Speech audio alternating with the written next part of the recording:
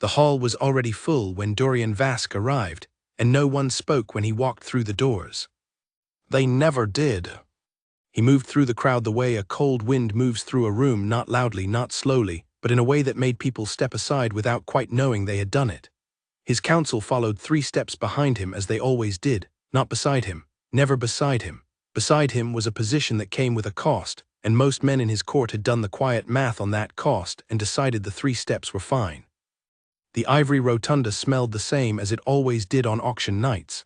Candles, stone, something sweet that someone had put in the air to make the whole thing feel like a celebration rather than what it actually was. Dorian had never learned the name of that smell, and he had never tried to. He took the seat they had saved for him at the center of the long viewing platform. It was a wider chair than everyone else's, set slightly forward, which was meant to signal importance and only ever made him feel like he was being presented alongside the girls on the other side of the room. He had mentioned this to his advisor, Lawrence, once. Lawrence had said the chair had been used by Alpha Kings for 300 years. Dorian had not mentioned it again. The list, Dorian said. Lawrence placed a single sheet of paper on the armrest without a word. On it were the names of every girl entered in this year's auction, 22 names, their pack affiliations, their ages, a line or 2 of description written by whoever had submitted their entry forms. Dorian read it the way he read procurement reports, efficiently, looking for the one variable he actually needed. He needed a name on a contract, that was all. The plan was simple, and he had thought it through in the week before the auction with the same precision he brought to border negotiations.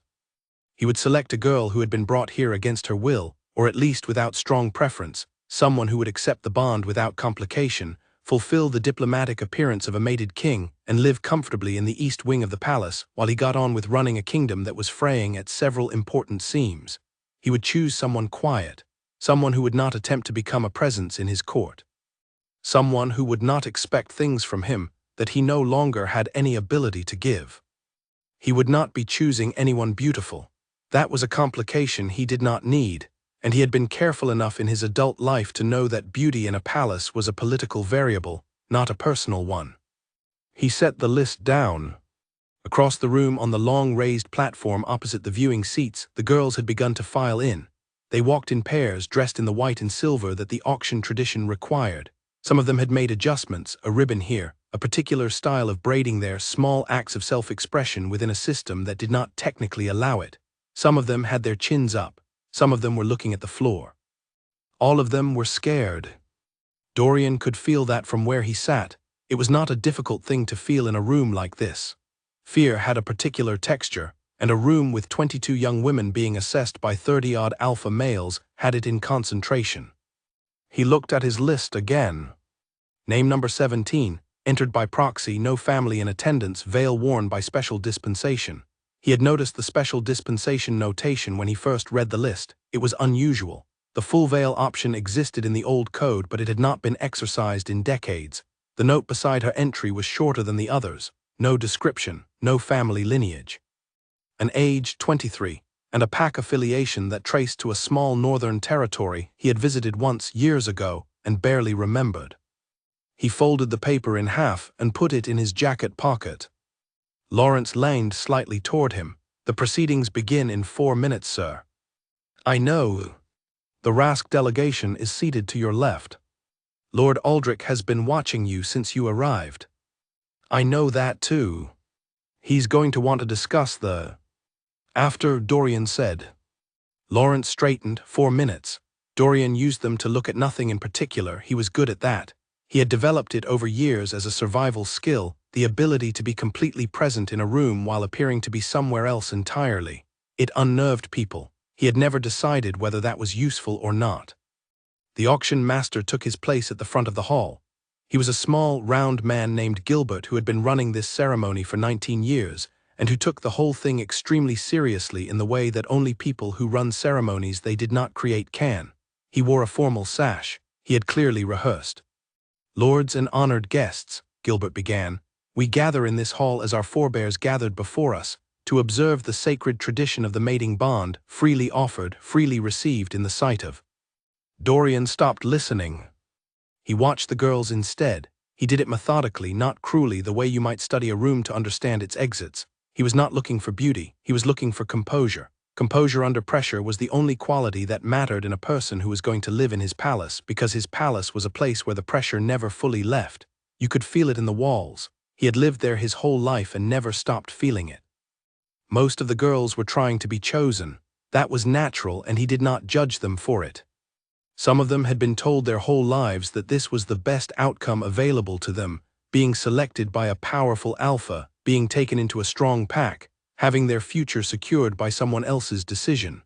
It was a particular kind of grief, and he recognized it, but it was not something he could fix tonight. A few of them were clearly terrified, standing very still in the way that people stand still when they are working hard not to fall apart. And then there was one who was doing neither. Third from the left end of the line, her veil was heavier than the others, a deep ivory that obscured her face completely. She had her hands at her sides, not clasped, not fidgeting. Just at her sides, perfectly still, in the way that a person is still when stillness is a choice they are making rather than a state they have fallen into. She was not looking at the viewing platform. She was not looking at the floor. She appeared, from where Dorian sat, to be looking at a fixed point on the far wall. He glanced down at the folded list in his pocket. Third from the left. He looked back up. She had not moved. Gilbert was still speaking, something about the lineage of the tradition. Dorian's advisor to his right, a younger man named Cole, was quietly charting the girl positions on a tablet, cross-referencing with the list, preparing the small summary document that Dorian would theoretically use to make his selection. Cole was 26 and believed deeply in preparation. Dorian let him prepare. Lord Aldrich to the left had stopped watching Dorian and was now watching the girls. He had a particular way of watching things that Dorian had always found unpleasant, a slow, possessive kind of attention that moved over people as if calculating their value. Aldrich was not here to select a mate. He was here because the treaty between their territories required his presence at this ceremony, and also because he was the kind of man who enjoyed any event that put other people in a position of disadvantage. Dorian had been dealing with Aldrich for 4 years. He understood him completely. Understanding someone and liking them were two different states that had never met inside Dorian Vask. The preliminary remarks ended. Gilbert signaled with a small hand gesture, and the girls were presented one by one, each walking a short distance forward, stating her name and pack affiliation, and then returning to her place in the line. It was a formality. The decision would be made at the end when the choosing alpha walked the line. Dorian watched each girl present herself with the same expression he used for everything, which was to say, a controlled, neutral one that his counsel called unreadable, and that he called simply the face of a man who had stopped performing feelings for audiences. When the girl with the heavy veil stepped forward, she said her name quietly, Senna, one word. No pack affiliation offered, which was technically permitted under the special dispensation, but which caused a small ripple of murmuring among the people seated around Dorian. She walked exactly 4 steps forward, stood for the required 3 seconds, and walked back to her place in the line. She did not look at the viewing platform once. Not at him, not at Lord Aldrich, not at anyone. Cole tapped a note into his tablet. Dorian said nothing. The presentations finished. Gilbert invited the selecting alpha to the floor. Dorian stood, and the room changed temperature, not literally, but in the way that rooms change when the person everyone has been watching stand up and start moving. He walked to the end of the line. He did not walk slowly to appear commanding, and he did not walk quickly to appear decisive. He just walked, because he was a man who had learned that people attach meaning to everything a person of power does, whether meaning is intended or not, and so he had stopped trying to manage their interpretation. He started at the right end of the line. The first girl was 17. She looked at him with a particular kind of hope that made something in his chest feel like a closed door. He moved on. The second was older, composed, watching him with assessment rather than hope. He noted that. He moved on. The third had been crying recently. You could tell by the way she was breathing, controlled now, but the kind of controlled that comes after, not before. He moved down the line. He looked at each girl with the same attention, which was not the attention of a man choosing something he wanted, but the attention of a man trying to determine what was fair. He could not give them what this tradition claimed he could give. He could give them safety, comfort, distance, which in a palace like his was a resource rather than a failure. He tried to move that way, looking for the person for whom those things were enough. He reached the third from the left end. Senna. She was looking at the fixed point on the far wall. He stopped her. She did not turn her head. She continued looking at the wall, which meant that either she had not noticed him stop or she had noticed and was choosing not to react, and looking at her he was almost certain it was the second one. He stood in front of her for a long moment. She counted the ceiling tiles. He did not know that. He would not know it for some time. But she was counting them. She had been counting them since the ceremony began, moving through each section of the rotunda's painted ceiling in the same order she had counted them when she came here 3 years ago. 47 then, 47 now. The number had not changed, and there was a particular private satisfaction in that which had nothing to do with anything happening in the room around her. Dorian looked at the veil. He looked at her hands. He turned to Gilbert. "This one," he said. Not loudly, not dramatically. The way you might say, this one, pointing at an item on a menu when the waiter has been waiting too long. Gilbert blinked. "Sir, for the record, number 17 in the presentation order." "Yes, sir." He heard the murmur before he turned back around. He expected it. A selection without inspection, without the traditional lifting of the veil, without any of the ritual that the court and the watching guests considered the point of the whole evening. He had broken the form. He had done it on purpose, and he would deal with the consequences of that in the morning. He also did not look at Lord Aldrich. He walked back to his seat. Behind him, Gilbert was already beginning the contract formalities, the language that would be recorded and witnessed and sealed, the words that had not changed in 300 years, and that the tradition required no matter what either party thought of them. Dorian sat down. Cole placed the summary document in front of him, untouched, still closed. Lawrence looked at his hands and said nothing. On the platform across the room, Senna had finally moved. She had turned very slightly and she was looking at the viewing platform, not at Dorian specifically, at the space where he was sitting, for exactly 3 seconds. Then she looked back at the wall. Dorian did not see this. His attention had already moved to the treaty documents in the folder Cole had prepared, the ones he would need to present to Lord Aldrich in the next 40 minutes before the man left for his territory and took his cooperation with him. The evening's work was not finished. It had barely started. But somewhere in the part of his mind that he rarely consulted, something had registered. Not the girl's face, he had not seen her face. Not her voice, she had said one word, something in the quality of her stillness. He had seen scared stillness tonight. He had seen proud stillness. This had been neither.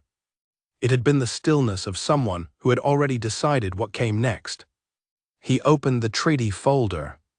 Outside the ivory rotunda, the sky above the city was the deep blue-black of late evening. The palace lights reflected off the stone walls of the old quarter, and in the streets below, the ordinary people of the packed territory were going about their ordinary evenings, eating dinner, telling each other about their days, existing in the warm, specific, unspectacular way that most people exist when they are not in rooms where their futures are being decided for them. Inside the hall, Gilbert was completing the contract. Dorian signed where Cole pointed. The ink dried. It was done. Lawrence appeared at his elbow. "The Rask Lord is moving toward the reception room, sir, if you want to." "Yes," Dorian said. He stood. He straightened his jacket. He moved toward the reception room without looking back at the presentation platform. If he had looked back, he would have seen Senna standing very still while the other girls around her buzzed, with the particular energy of relief and disappointment and drama that follows any major selection. He would have seen her fold her hands in front of her. He would have seen the slight movement of her head as she tracked something across the ceiling, completing her count, arriving at 47, finishing what she had started. He would not have known what it meant, but he would have noticed it. Across the room, in the far corner that caught the least light, a man in a gray coat was watching all of this with the expression of someone who had attended the evening expecting one outcome and was rapidly recalculating for another. He was not a member of Dorian's court. He was not part of the Rask delegation. His attendance had not been recorded in the guest list, which meant he had come through a door that most people in this building did not know existed. He watched Senna. He watched until Gilbert closed the contract book. Then he left the same way he had come. Nobody saw him go. Nobody in that room on that night was looking for someone who didn't want to be seen. That was the problem with rooms built around spectacle. They trained every eye toward the center. Everything that mattered was almost always at the edge. Dorian reached the reception room and shook Lord Aldrich's hand with the measured courtesy of a man who has decided exactly how much warmth a given handshake deserves. Aldrich smiled with all his teeth. "Interesting choice tonight," Aldrich said. "Is it?" Not even a look at the girl, Aldrich tilted his head, confident or careless. Dorian picked up a glass from the tray a server brought past. "Efficient," he said. Aldrich watched him for a moment. Then he laughed a short, comfortable laugh, the kind that sits in a man's chest and comes out already dressed. "Let's talk about the northern boundary," he said. "Let's," said Dorian. And they talked about the northern boundary, and the treaty, and the language of the agreement that was still not fully agreed, and Dorian kept half his attention on the conversation and half of it doing the calculation he always did in rooms with Lord Aldrich, which was the calculation of what this man wanted versus what he was saying he wanted, and whether those two things were ever going to meet. They were not meeting tonight. That would be a problem for tomorrow. Behind him, through the reception room's high window, the rotunda lights were dimming. The evening ceremony was over. Somewhere in the east wing of the palace, in the room that had been prepared with appropriate but not lavish care, a door was being unlocked for the first time in 2 years. It was waiting. Dorian did not think about it. He looked at Lord Aldrich and said something diplomatic about timetables. The night moved on. Senna had been in the east wing for 11 minutes when she found the loose stone. It was in the back wall of the room they had given her, a large, well-furnished space with high ceilings and a window that looked out over the palace's inner garden. The window was not locked. She had checked that first, within 30 seconds of the attendant closing the door behind her. The window was not locked. The drop to the garden below was survivable with the right angle, and the garden itself connected to a service passage that she had noted on her way in through the main gates. She was not planning to use it. She was simply cataloging the options. She had learned over a period of years that she did not often think about directly, that knowing where the exits were was not pessimism. It was maintenance, the way some people kept their keys near the door. The loose stone was behind the wardrobe. She had moved the wardrobe to look at the wall not out of suspicion, but because the room's proportions were slightly off, and rooms with off proportions almost always had something behind a piece of furniture. She pressed the stone and it rocked gently under her hand. Old mortar, nothing hidden behind it, just a stone that had been sitting loose in that wall for probably 30 years, waiting for someone to find it. She pushed the wardrobe back. Then she sat on the edge of the bed and looked at her hands. They were steady, that was good. They had been steady all evening, through the ceremony and the contract and the short, wordless walk through the palace corridors with an attendant named Clara who had clearly been told very little and was doing her best. Senna had asked Clara one question during the walk. "Does the east wing have a separate kitchen access?" Clara had blinked. Yes, I believe so, through the lower hall." "Thank you," Senna had said, and then she had stopped asking questions because she had what she needed. She looked around the room. The bed was good, the furniture was old but well made. On the desk near the window, someone had placed a small arrangement of wildflowers in a narrow vase, not palace flowers, not the formal arranged kind, but actual field wildflowers, slightly uneven, clearly picked by a person rather than ordered from an arrangement service. She looked at the flowers for a moment. That was either a small kindness from someone in the household staff, or a detail chosen specifically for her, which would mean someone knew something about her. She decided to assume the first option until she had reason to assume otherwise. She went to the window and looked out at the garden. The palace spread out below and around her in the way that very old buildings spread, not with a plan, but with the accumulated logic of centuries, each generation adding what it needed and connecting it imperfectly to what came before. She had read about this palace. She had read about it carefully and specifically. She knew the East Wing was the oldest part, built by the first Alpha King's second wife as a separate residence, a quiet, deliberate separation that had become permanent. She knew the garden below was called the Quiet Garden for a reason that the histories disagreed about. She knew the Alpha King's personal quarters were in the North Tower, which was in the opposite direction from where she was standing. She put her hand on the window frame and held it there for a moment, feeling the cold stone under her palm. Then she pulled the window closed, not locked, and went back to the desk. In her coat pocket, folded into a small square, was a letter. She had been carrying it for 6 weeks. She did not take it out now. She knew what it said. What she was thinking about was the man who had pointed at her. She had not expected him to stop there. She had made specific, careful decisions about how to be entered into the auction, how to be presented, how to minimize the likelihood of being chosen by the wrong person, meaning the wrong for her reasons, not wrong by any other standard. The heavy veil had been her idea.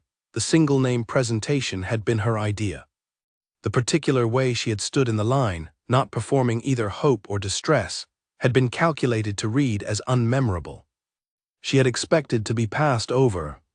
He had stopped directly in front of her and chosen her without lifting the veil. She turned this over carefully in her mind, the way you turn an object over when you are trying to understand it without breaking it. He could have done it because the lack of veil lifting made it easier. He did not want to inspect anyone closely. He just wanted to complete the transaction, and stopping at her was no more specific than stopping anywhere. That was one explanation. The other explanation was that he had noticed the same thing about her that she had been trying to conceal, and had chosen her because of it rather than despite it. That second explanation was the one she found more troubling and also more interesting. She heard a knock at the door. "Come in," she said. Clara entered with a tray, tea, bread, something covered under a small dome that turned out to be a bowl of soup. She set it on the desk with the practiced care of someone who had done this many times.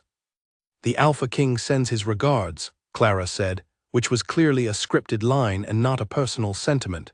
"He regrets he is unable to greet you this evening due to prior obligations." "Of course," Senna said, "please thank him." Clara nodded. She was about to leave when she paused at the door. She was perhaps 30, with a kind face and the particular expression of someone who has a question and is deciding whether it is appropriate to ask it. "Is there anything else you need?" Clara said, "for tonight?" Senna looked at the tray. "Do you have any books, in the household library, anything on the history of the Northern Territories specifically?" Clara blinked. "I can look, yes, I think so." "Thank you, nothing urgent, tomorrow is fine." Clara left. Senna sat down at the desk and poured the tea and looked at the soup, which smelled very good and which she had not expected. She had not expected the wildflowers either, or the clean warm room, or the fact that the attendant had been a person with a kind face instead of someone who found her presence inconvenient. She had expected, if she was honest with herself, worse. Not violence, not cruelty, just the particular indifference of powerful people toward people they have acquired for functional reasons. She had encountered that indifference before. She was practiced at existing inside it. This was different, and she did not yet know what to do with different. She ate the soup, she drank the tea. She watched the garden through the window. The moon had risen enough to put silver light on the plants below, and she let herself think, carefully and with structure, about the position she was now in. The mating bond contract had been signed. It was, by the law of the packed territories, binding. But it was a nominal bond. She had understood that from the way the Alpha King had made his selection. He was not looking for a true mate. He was looking for a name on a document. She was, for the moment, a name on a document, which meant she had more freedom of movement within this palace than an unwanted person typically expected to have. That freedom was what she had come for. Not for him, not for the palace, not for any of the things that the other girls in the ivory rotunda had been hoping for or dreading. She had come for the archive. The palace's northern library held records going back 500 years, territorial maps, genealogical documentation, treaty histories. The particular records she needed were in that archive, and there was no other copy in the known territories. She had tried for 3 years to access them through formal channels. She had written 4 letters. She had made 2 applications through Pack Council process.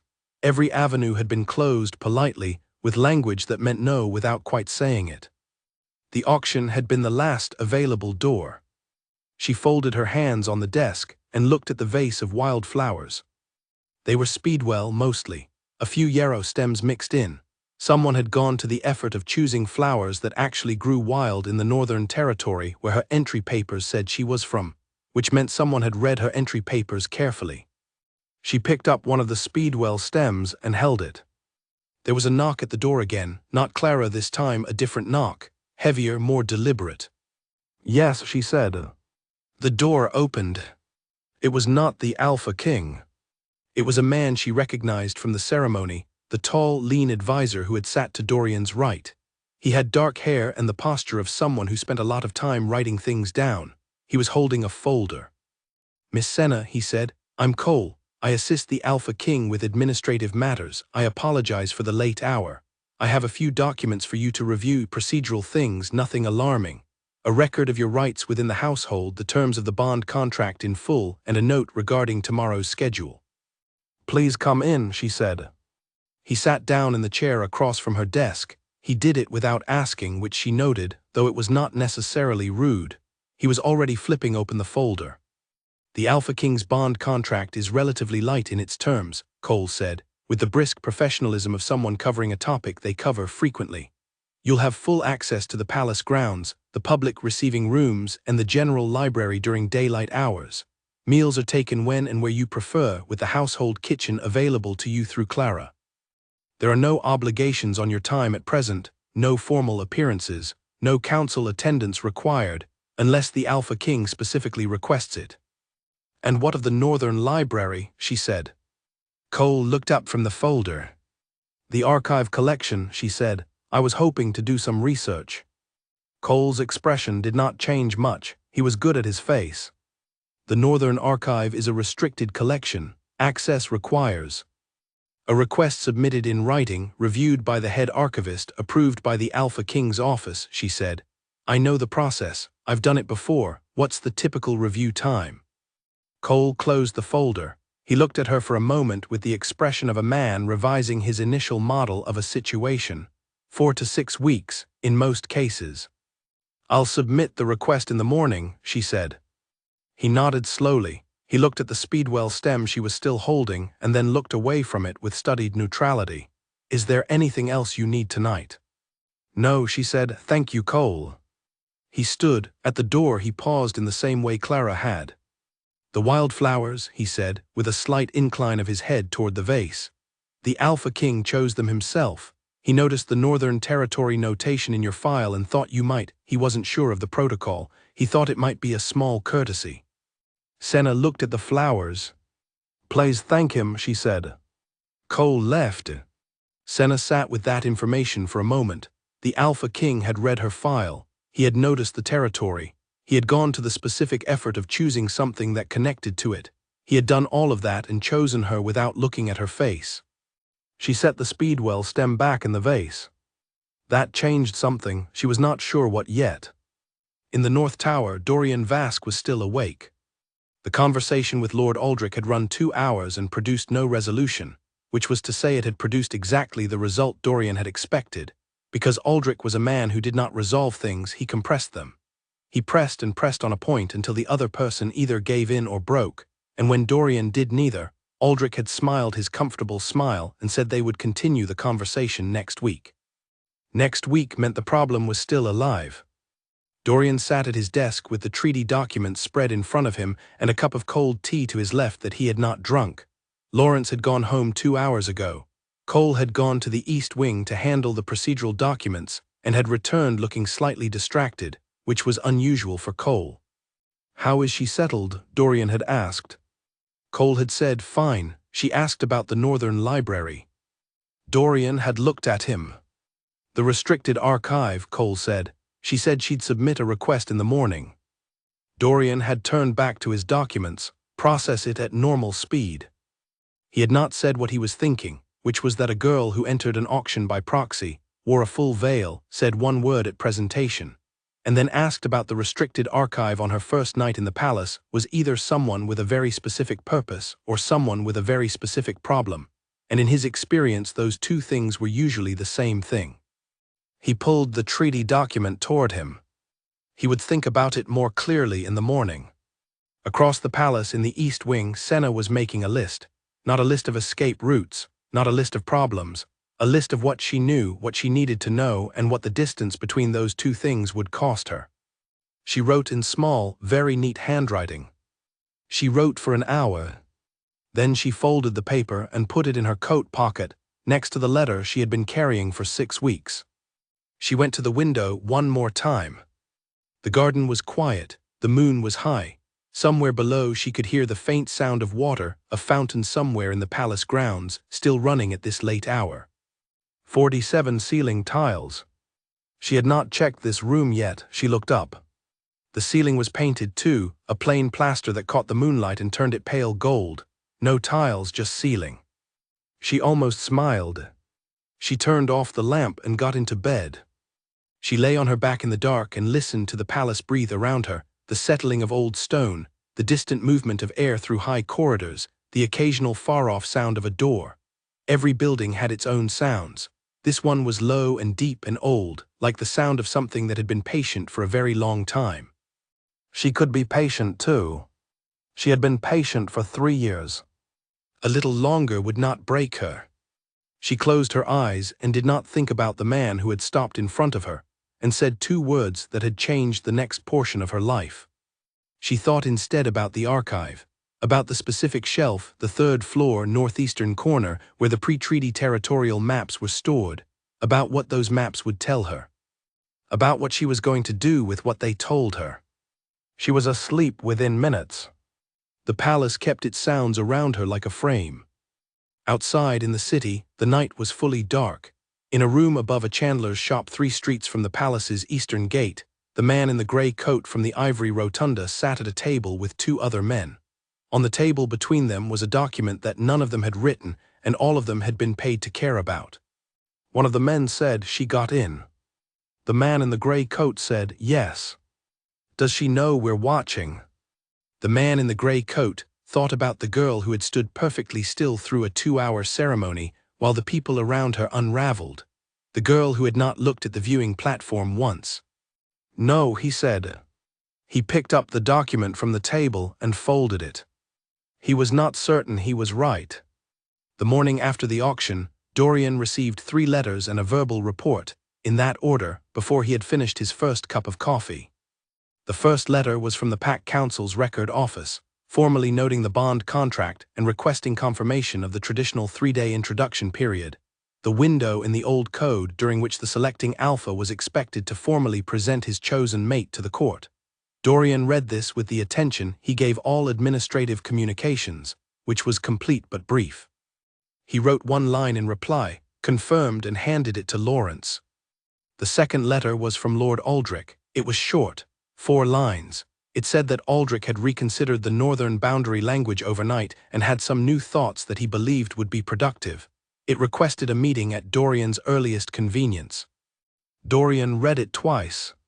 When Lord Aldrich said he had reconsidered something overnight, it meant he had received information that changed his position. When he said the new thoughts would be productive, it meant they would be productive for Aldrich. When he requested a meeting at Dorian's earliest convenience, he meant that morning. Dorian set the letter on his desk. "Tell him Thursday," he told Lawrence. Lawrence made the note. Thursday was 4 days away. The third letter was from a name he did not immediately recognize, a solicitor in the Western District, representing an unnamed client, making a formal inquiry about the status of a bond contract entered at the previous evening's auction. The letter was politely worded and very precise in its legal language. It asked whether the contract had been executed in accordance with all traditional requirements, including the standard veil-lifting protocol. Dorian read it 3 times. He set it beside Aldrich's letter. The verbal report came from Cole, who arrived at 8 in the morning with a folder and the slightly distracted expression he had worn when he returned from the East Wing the previous night. "She submitted the archive request," Cole said, "at 6:40 this morning." Dorian looked at him. "She must have written it last night," Cole said. "It was under my office door when I arrived." "Process it at normal speed." Dorian was still looking at the solicitor's letter. "At normal speed," he confirmed. Cole did not leave immediately. He was doing the thing he sometimes did, standing in the doorway, clearly having something more to say and trying to determine whether it fell within his professional scope to say it. "Cole." She also asked for books on Northern Territorial history. "I had the library send 3 volumes to her room this morning." He paused. "I looked at the titles she requested. They're all pre-consolidation era, the period before the current territorial boundaries were drawn." Dorian put down the solicitor's letter. Is that relevant to the archive request? Potentially. The pre-consolidation archive is in the restricted Northern Library. If she's researching that period, she's probably looking for the original survey documents or the territorial grant records. Cole paused again. Those records have been requested before. I checked the inquiry log. 4 times in the past 3 years, all rejected. By whom? 3 by the archivist, 1 by this office. Dorian did not ask which one had come from his office. If it had been processed through his office, Lawrence had handled it, and Lawrence had a long memory for anything that touched on territorial documentation, because 3 years ago they had been in the middle of a boundary dispute that made everyone in the palace extremely careful about what left the archive. Who made the requests? Cole checked his folder. 3 were submitted under different names, probably the same person using different channels. The 4th was a legal inquiry through a solicitor. Dorian looked at the letter on his desk. The one from the solicitor in the Western District. Same solicitor, he said. Cole looked at his folder, then he looked at the letter on the desk. I'd need to check the name. Check it. Cole left. Dorian sat with his coffee, which had gone cold, and looked out the window of his office at the city below. The palace sat on high ground, all the old packed seats did, built up in the centuries when elevation meant defense, and from his office window he could see the rooftops of the lower quarters spreading out toward the river. The city was awake. He could see the movement of it from up here, the particular choreography of mourning in a place where people live close together. He thought about a girl who had submitted an archive request at 6:40 in the morning. He thought about a solicitor who wanted to know if the veil-lifting protocol had been followed. He thought about Lord Aldrich, who had reconsidered his position overnight. These 3 things were probably not connected. Probably. In his experience, probably was a word that required watching. Cole came back in 11 minutes, same solicitor. Dorian drank his cold coffee. Pull whatever we have on her territory notation, he said. The entry file, full background, whatever the Pack Council submitted. Already pulled. Cole set a second folder on the desk. It's thin. It was thin, 2 pages. A name, Senna, no family name recorded, and an age, and the Northern Territory affiliation and the proxy entry notation. No family listed. No Pack Council sponsor. The proxy had been entered through a small regional office that technically had the authority to submit entries on behalf of individuals from unaffiliated territories. It was unusual to use that channel. It required knowing the channel existed, which most people did not. Dorian read the 2 pages carefully. Then he looked up. Get me the name of whoever filed the proxy entry, he said. Cole nodded and left again. He came back in 20 minutes, longer this time, which meant it had required actual digging. He set a single sheet of paper on the desk. On it was a name that Dorian looked at for a long time. The name was not one he knew. But the regional office stamp was from a territory that he knew very well, because he had spent 6 months there 7 years ago managing a boundary crisis that had threatened to pull 3 packs into a territorial war. He had resolved it. He had been 24. He had resolved it by finding the specific genealogical document that proved the disputed land had been granted under a pre-consolidation charter, which made the current claim invalid. He had found that document in the Northern Archive. He sat back in his chair. Cole was watching him carefully. Is the girl from the East Wing awake? Dorian said. I believe so, sir. The kitchen logged a breakfast request at 7:15. Dorian stood. He straightened his jacket. He picked up the 2-page entry file and the sheet with the proxy name. Tell Lawrence I'll be in the East Wing, he said. Cole's expression did not change. This was one of the things Dorian valued about Cole, his ability to receive unexpected information without letting his face do anything unprofessional with it. Shall I come with you? No. He walked out of his office and through the long gallery that connected the North Tower to the central corridor, and from the central corridor through the door that led to the East Wing hallway. He had not walked this route in 2 years. The East Wing had been empty for 2 years. He was aware of that as he walked through it, the particular quality of a space that has been maintained but not inhabited, everything clean and in order and slightly too quiet. He knocked on the door of the room at the end of the hallway. Inside, Senna was at the desk. She was reading one of the books Cole had sent from the library, a thick, dark-covered volume on pre-consolidation territorial systems that she had cracked open at 7 and had been reading with a focused, absorbing attention that had made the morning disappear faster than she expected. When the knock came, she closed the book without marking her page, because she remembered her page the way some people remember phone numbers, by feel rather than effort. "Come in." The door opened. She looked up. She had been wondering when he would come, and she had been wondering what she would feel when he did. She had tried to prepare for several versions of this meeting, several different kinds of man, several different opening postures. The one she had most prepared for was a man who came with authority, who wanted to make clear his position relative to hers, who asked questions as a performance of power rather than from genuine interest. What walked through the door was harder to read than that. He was taller than she had estimated from the viewing platform. He had dark hair, not quite black, and the kind of face that would be called severe if the person wearing it were not also clearly intelligent. He carried 2 pieces of paper, which was interesting. Men who want to perform authority do not usually arrive carrying papers. Papers are for working, not for impressing. He looked at her. She looked at him. Neither of them said anything for a moment, and the moment extended just long enough to be unusual. "Your Senna," he said. It was not quite a question. "Yes," she said. He looked around the room, not intrusively, just the automatic assessment of a person who moves through spaces and catalogues them. He saw the open book on the desk. He saw the wildflowers still in their vase.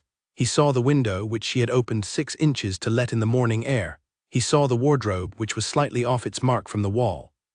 She watched him see all of this. "You moved the wardrobe," he said. "There's a loose stone behind it," she said. "I wasn't looking for anything. The room's proportions were slightly off." He looked at her. "And you check proportions." "Old habit." He came to the chair across from the desk and sat down without asking, which was the same thing Cole had done, and which she was beginning to understand was simply how people sat down in this palace. She did not offer him tea. She waited to see what he did with the papers. He put them on the desk facing her, the 2-page entry file and the single page with the proxy name. "Your proxy was filed by an office in the Verath territory," he said. "The same office that submitted a legal inquiry to my solicitor 7 years ago during the boundary dispute." She looked at the papers. "Is that right?" she said.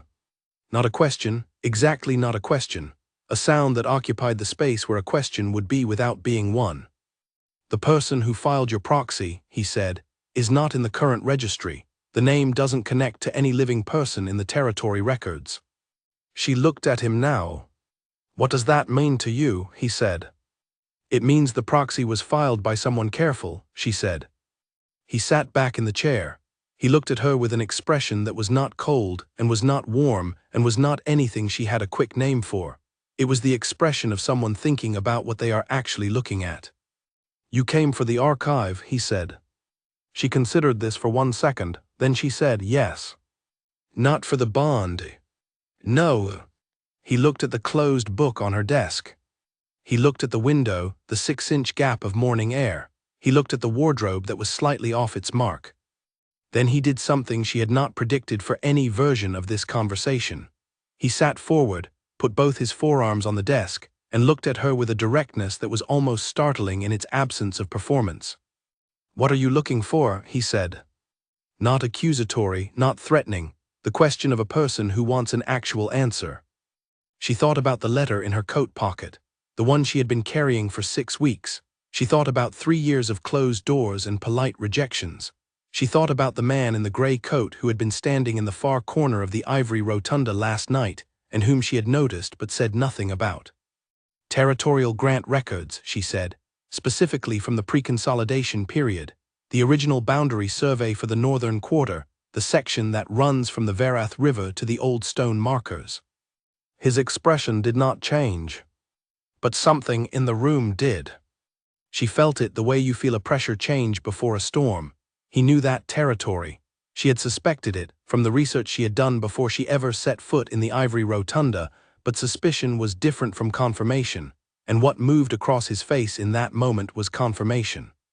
He had been in the Verath territory, he knew the survey, he knew what those records contained and why someone would want them. He stood up. He picked up the 2 pages from the desk and held them for a moment, looking at them. Then he put them back down, leaving them in front of her. "Your archive request," he said, "will be reviewed today." She looked at the papers. "Today," she repeated, "not 4 to 6 weeks." "No." She looked up. "Why?" He was at the door. He stopped with his hand on the frame and turned back, and there was something in the angle of the half-turned posture, that made him look, briefly, like someone who was deciding how much truth to put in what came next. "Because," he said, "I know what's in those records, and I know what they prove. And if you came all the way here through a proxy entry that required knowing a channel most people don't know exists, then you already know too." He left. The door did not quite close behind him. It swung to within an inch of the frame and rested there, the latch not quite catching. Senna sat at the desk and looked at the gap. She looked at the 2 pages he had left behind. She picked up the page with the proxy name. She looked at it for a long time, then she set it back down. She opened her book to the page she had been reading. She found it immediately, by feel, and looked at the chapter heading without reading it. He knew. Not everything, but enough.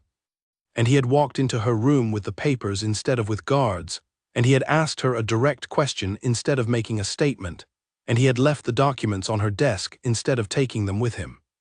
She did not know what to do with that. She knew what it meant when people came with force. She knew what it meant when they came with indifference. She had been prepared for both. She had not been prepared for a man who came with papers and a question, and then left without waiting to see what she would do with either. She looked at the 6 inches of morning air in the window. She picked up the speedwell stem from the vase. Then she put it down, opened her book, and went back to reading. Outside in the corridor, Dorian walked back toward the central passage with his hands in his pockets, and the particular sensation in his chest that arrived whenever he looked at a situation that was more complicated than its surface suggested. He had spent 20 years of his life managing complicated situations. He was good at it. He had a reputation for it that was specific enough to be almost a legal instrument. Other packs did not push too hard on certain things because they knew what happened when Dorian Vask decided to push back. He thought about a girl who moved wardrobes and checked ceiling proportions and submitted archive requests at 6:40 in the morning. He thought about the Verath territory and the river and the old stone markers. He thought about the boundary crisis 7 years ago and the document he had found in this very archive, and the name on that document that had made 3 pack lords stand down from the brink of a war. He walked. He did not go back to his office. He went instead to the Northern Library, walked through the tall doors, past the reading tables where 2 junior archivists were working, through the stacks, up the stairs to the 3rd floor, and to the northeastern corner where the pre-consolidation records were shelved. He stood in front of those shelves for a long time. Then he went to find the head archivist and told her to process the access request from the East Wing. Today, the post-auction reception was held the following evening in the Long Hall, which was the palace's formal entertaining space, and the room Dorian most disliked for reasons that were specific and historical, and that he had told no one. It was tradition. He had been told it was tradition by Lawrence on 4 separate occasions, as if repetition would change his feeling about it. The Long Hall reception was the court's first opportunity to observe the new Bond couple, which was a diplomatic way of saying it was the first opportunity for everyone in the court to form opinions and positions and alliances based on who the Alpha King had chosen. It was, in practice, a room full of people performing reactions for each other's benefit. He had attended this event for 2 previous bonding ceremonies that had not been his own. Both times he had found reasons to leave early. Tonight he could not leave early. Senna arrived at the east door at exactly the requested time, which was 7 in the evening. She arrived with Clara, who was visibly nervous in the way that attendants become nervous when they have been told an event matters and have been given insufficient information about why. Senna was wearing the same dress she had arrived in, a good dress, well-made, dark green, nothing spectacular. She had made no special preparation for this. Dorian saw her come in and immediately noticed this. He was standing near the center of the room with Cole, listening to a conversation involving 2 council members about a water rights negotiation that had been running for 8 months. He was listening with the part of his attention that those men required, and he was using the rest of it to watch the east door, which was how he saw Senna enter. The room saw her too. He watched it happen. The specific wave of attention that moves through a crowd when something unexpected enters. Not dramatic, not sudden, but that settling of focus like a compass needle. She was not wearing anything designed to be noticed. She had not arranged her hair in any formal style. She had not made any of the preparations that a person makes when they want to impress a room. The room was having a reaction anyway. He excused himself from the water rights conversation and moved toward the east door, which was the thing the court would expect, and also, he recognized, the thing he wanted to do. Both reasons were operating at the same time, which was unusual. Senna saw him coming. Her expression was composed in the way her expression was always composed, which was to say it told him something but not everything. She had had access to the archive today. The head archivist had processed the request at 11 in the morning, and he knew from the sign-out log that Senna had been there from noon until 4. He knew she had requested 3 specific boxes of documents. He did not know what she had found. He had thought about going to the archive himself this afternoon. He had not gone. He reached her. "Good evening," he said. "Good evening," she said. It was not, by any standard, a remarkable exchange. Clara had moved a few feet away in the way that attendants move when they are trying to create the appearance of privacy without actually providing it. "The reception is a formality," he said. "We're expected to move through the room together and speak to the senior council members. It should last approximately 90 minutes. "I understand," she said. "Is there anyone here you need to avoid?" She looked at him. It was a quick look, sharp at the edges. "Should there be?" "I don't know, that's why I asked." She looked at the room. He watched her do it, the same quick inventory she had done with his office the morning before, the same quality of attention that was thorough without being obvious. "The man near the window," she said, "in the gray jacket, does he attend these events regularly?" Dorian looked.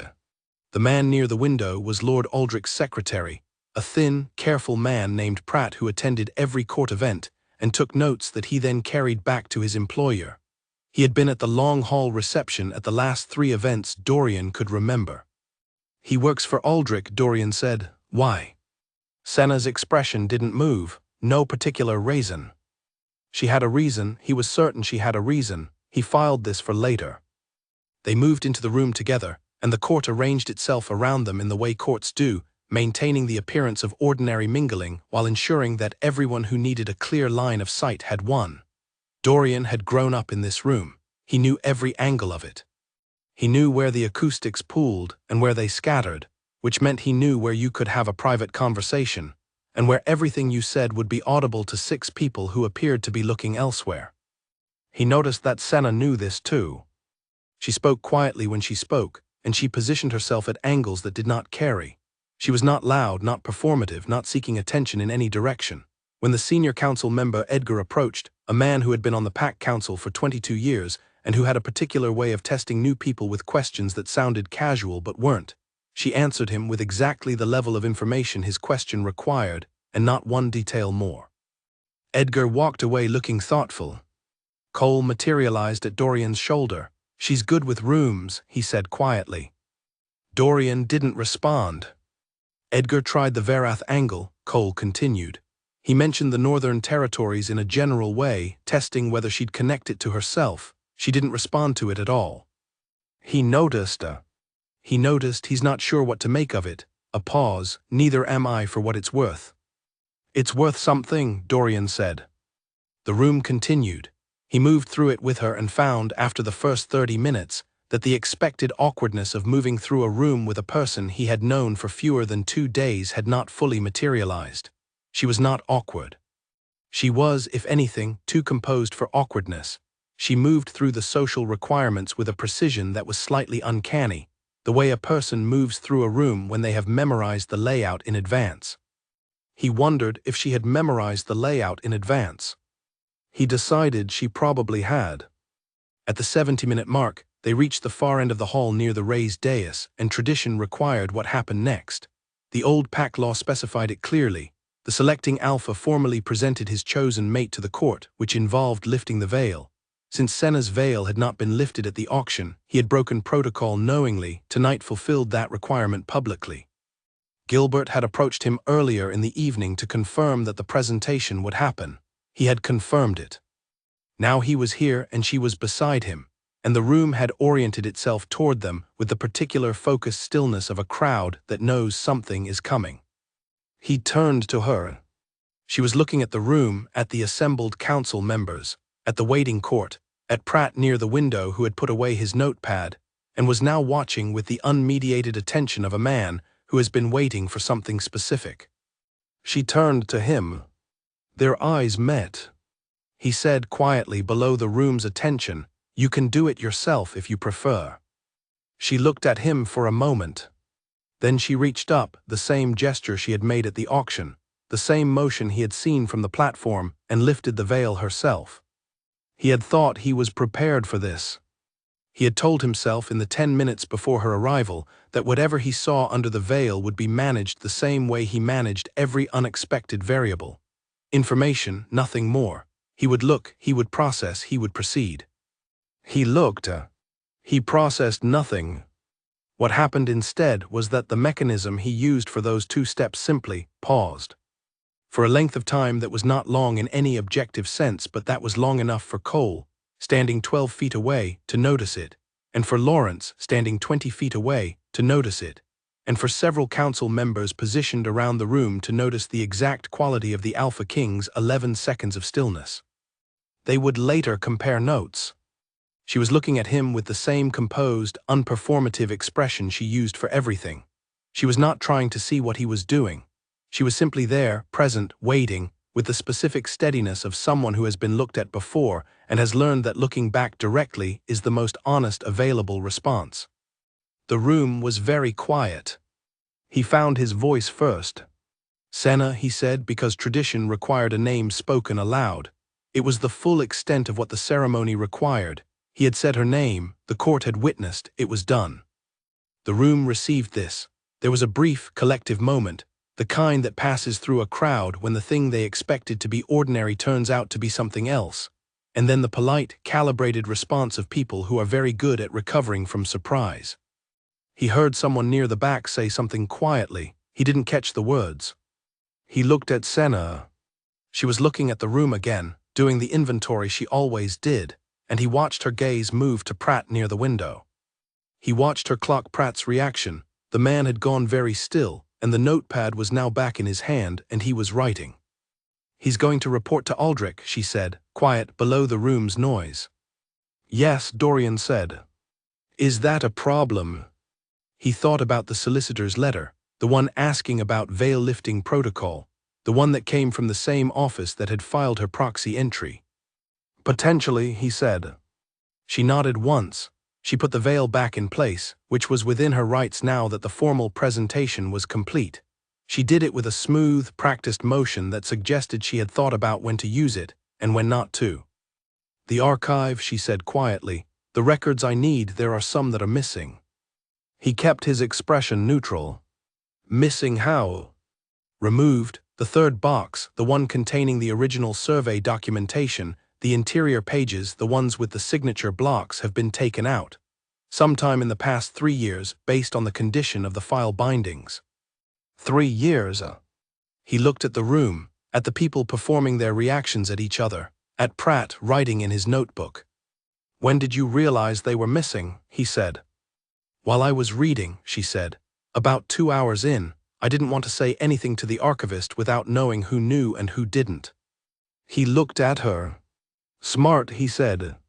She looked back at him with the expression that told him something without telling him everything. "Someone took those pages," she said, "before I arrived.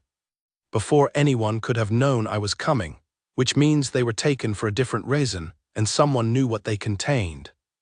The room murmured around them. Someone to Dorian's left was laughing at something that had been said at the far end of the room. Edgar was watching them from across the hall with an expression that Dorian knew well, the expression of a man assembling a theory. "Can you reconstruct what was in them?" he said. "Some of it I have secondary sources, but the signature blocks are the point. Without the original signatures, the grant can be challenged. It would be unverifiable in any territorial dispute." He understood. He understood completely. He also understood, with a clarity that landed in the part of his chest where the cold things settled, that the missing pages and Lord Aldrich's sudden reconsideration of the boundary language were not separate events. They had looked separate. They were not. He turned slightly away from the room, positioning himself so that his face was angled toward the wall and away from the court's sight lines. Not completely, that would draw its own attention, but enough. "How long do you need?" he said. "For what?" "To make your case, whatever you came here for, without the signature blocks." She looked at him. He had surprised her. He could see it barely in the slight adjustment of her posture. It was the first time tonight he had seen her genuinely surprised by something. "You know what this case is," she said. "I know enough," he said. "How?" "The Varath River Survey," he said. "The pre-consolidation boundary grant, the name on the original document." He looked at her steadily. "I found that document 7 years ago. I know what it proves. I know why someone would want the signature pages removed." She was quiet for a long moment.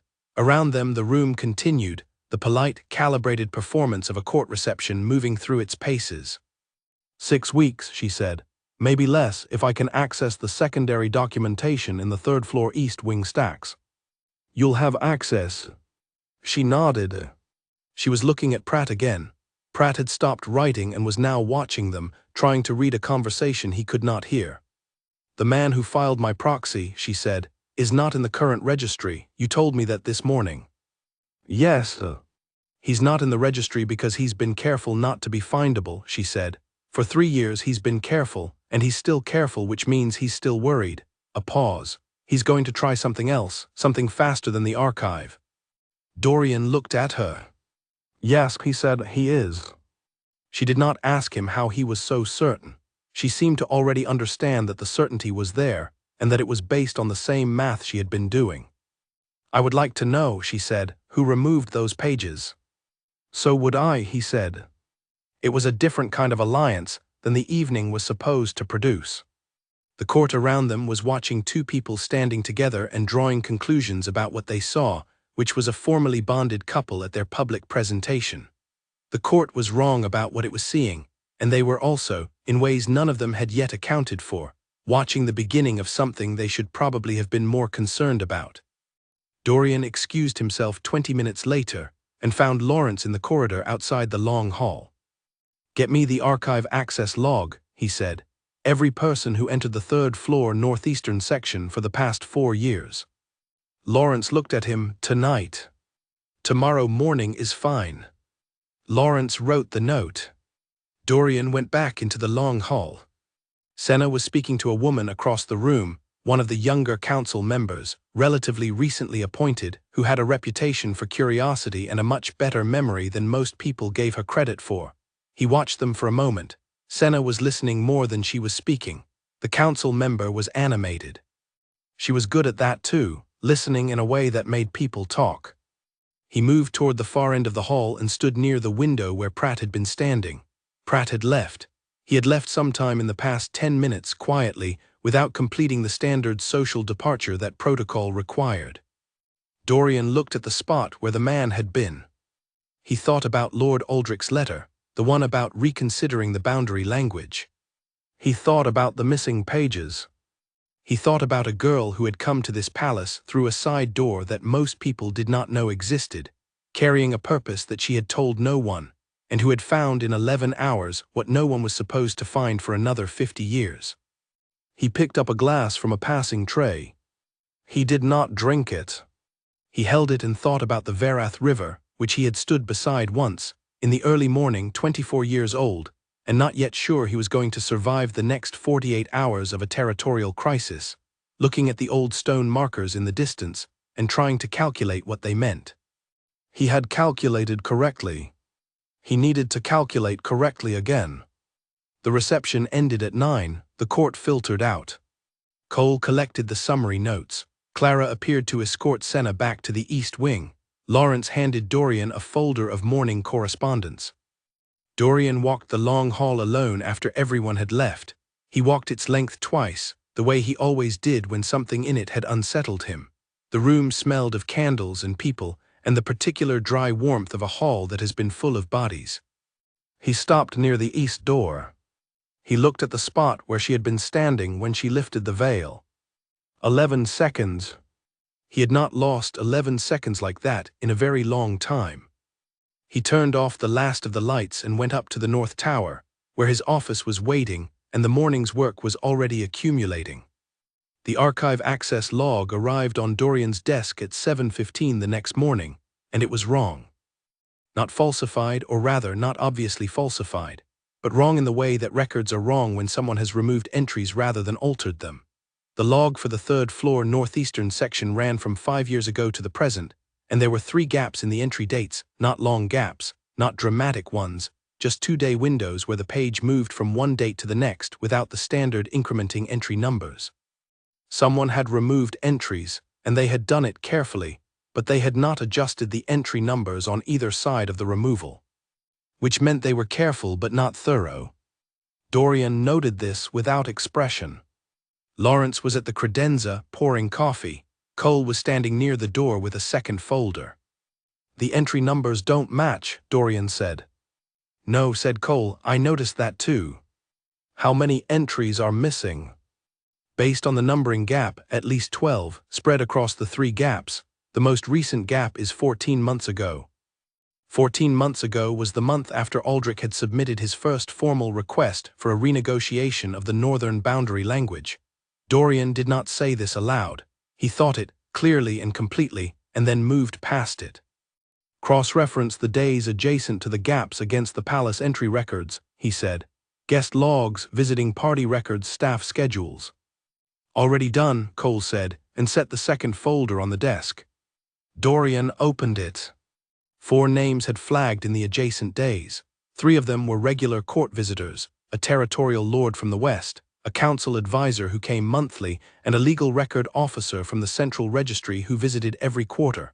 Any of these could have had legitimate reason to access the archive. Any of them could also have had other reasons. The 4th name was Pratt. Dorian looked at it for a moment. "Aldrich's secretary," he said. "He attended 2 court events in the months adjacent to the gaps," Cole said. "Both times, the palace entry log shows him arriving in the morning and not logging an exit until late afternoon, long enough to access the archive between events. He's not on the archive access request list." "No," Cole said. "He's not." That meant he had entered the archive without a formal request, which meant either someone on the archive staff had let him in outside process, or there was an access route that bypassed the formal log entirely. The latter was possible in a building this old. There were passages in the palace that predated the current archive by 100 years. Dorian closed the folder.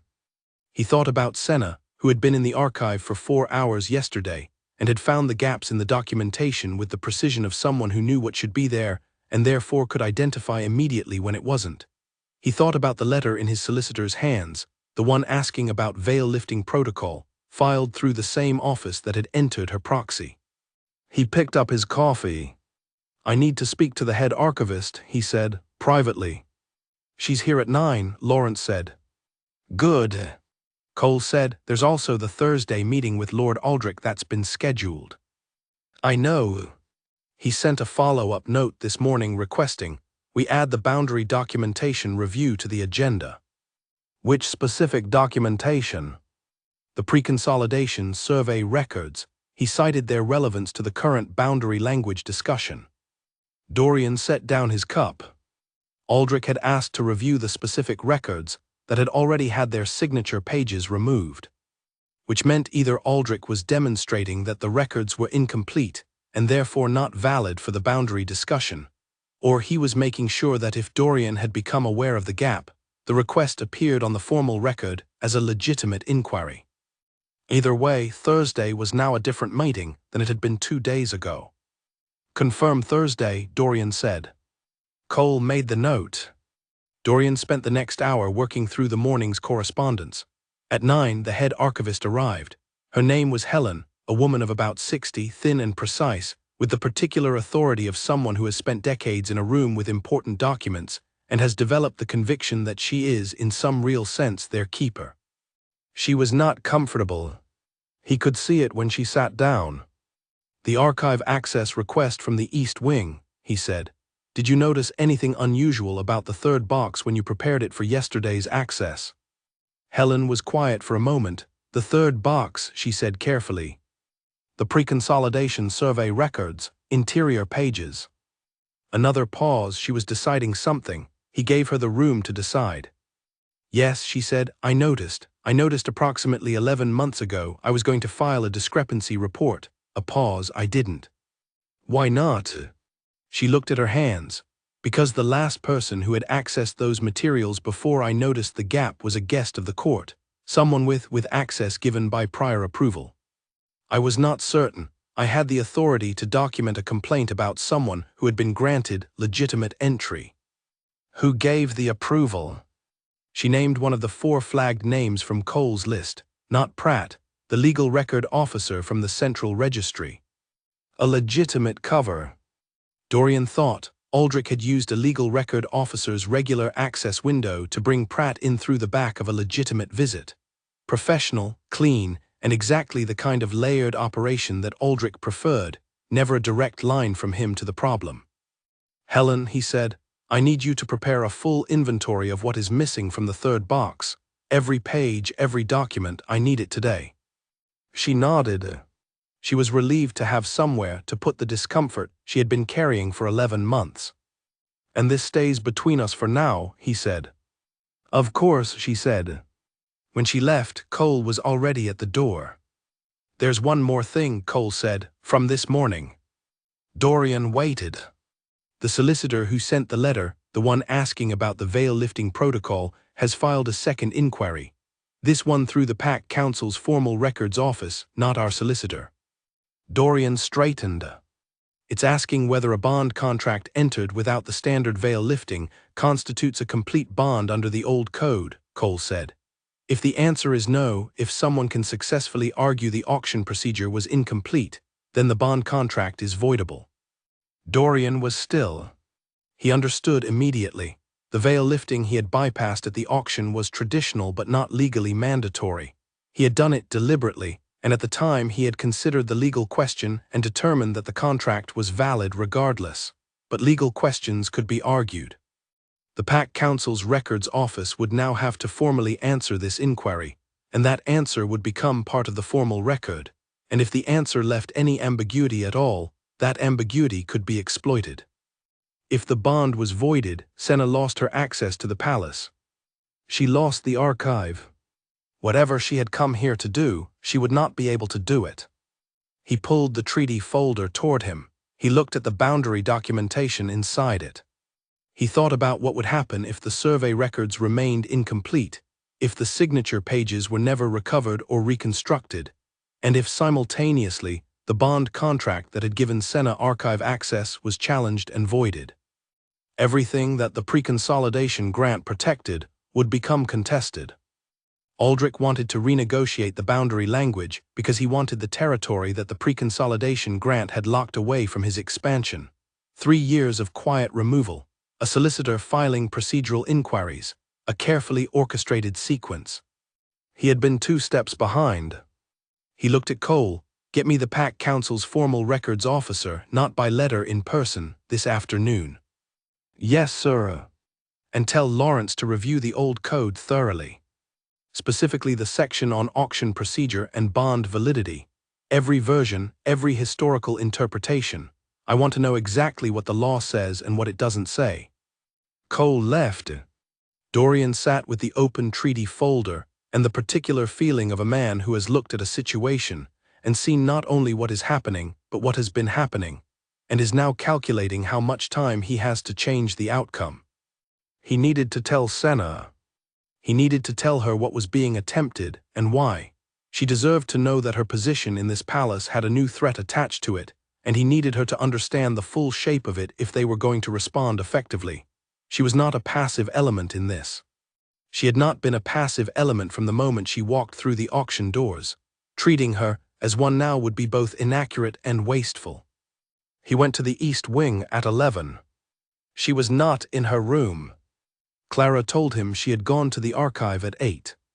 He went to the archive. She was on the 3rd floor in the northeastern corner at a table piled with secondary source materials, the volumes from the General Library collection that referenced the pre-consolidation survey without containing it directly. She was taking notes in small, neat handwriting. She did not look up when he arrived, which meant she heard him coming and determined from the footstep pattern that it was not a threat. He sat across from her. She looked up. He put Cole's report on the table between them. The solicitor's second inquiry, the challenge to the bond contract's validity. He watched her read it. She read it once quickly, then she read it again more slowly. When she set it down, her expression had the particular quality of a person who is not surprised by the information, but is measuring the exact size of its implications. "Aldrich," she said, "through enough layers that it can't be proved directly. How long has this been in motion?" 3 years at minimum, possibly longer. She looked at the stacked volumes on the table, the signature pages. Missing for 14 months, removed during a legitimate access visit that was set up to have a clean cover. She was quiet for a moment. Then she picked up her pen and turned back to the notes she had been taking. He watched her. "What are you doing?" he said. "Reconstructing," she said. The secondary sources reference the original survey at least 40 times across these volumes. Each reference includes partial data, boundary markers, survey dates, land descriptions. I'm compiling every reference into a complete picture. She turned a page. "It won't give me the signature blocks, but it will give me everything else." "The signature blocks are what a challenge would use," he said. "Yes," she did not look up, "which is why I need to find the signatures from a different source." He looked at her notes. The handwriting was small enough that he could not read it from across the table. "There's another copy," she said. "Isn't there?" It was not a question. He was quiet. She looked up. "You found the original grant document 7 years ago, in this archive. You used it to resolve the boundary crisis." She held his gaze. "Documents like that don't exist in only one place, not the important ones. There's always a duplicate sent to the original granting authority, and that authority's records are not in this archive." He looked at her. "Where are they?" she said. He thought about the morning he had stood beside the Verath River. He thought about the settlement house, 3 miles from the old stone markers, where an elderly woman named Grace Corwin had kept every piece of paper that had ever passed through her father's administration, a system so thorough and so apparently ordinary that he had almost walked past it. Grace Corwin had been 92 years old when he met her. He did not know if she was still alive.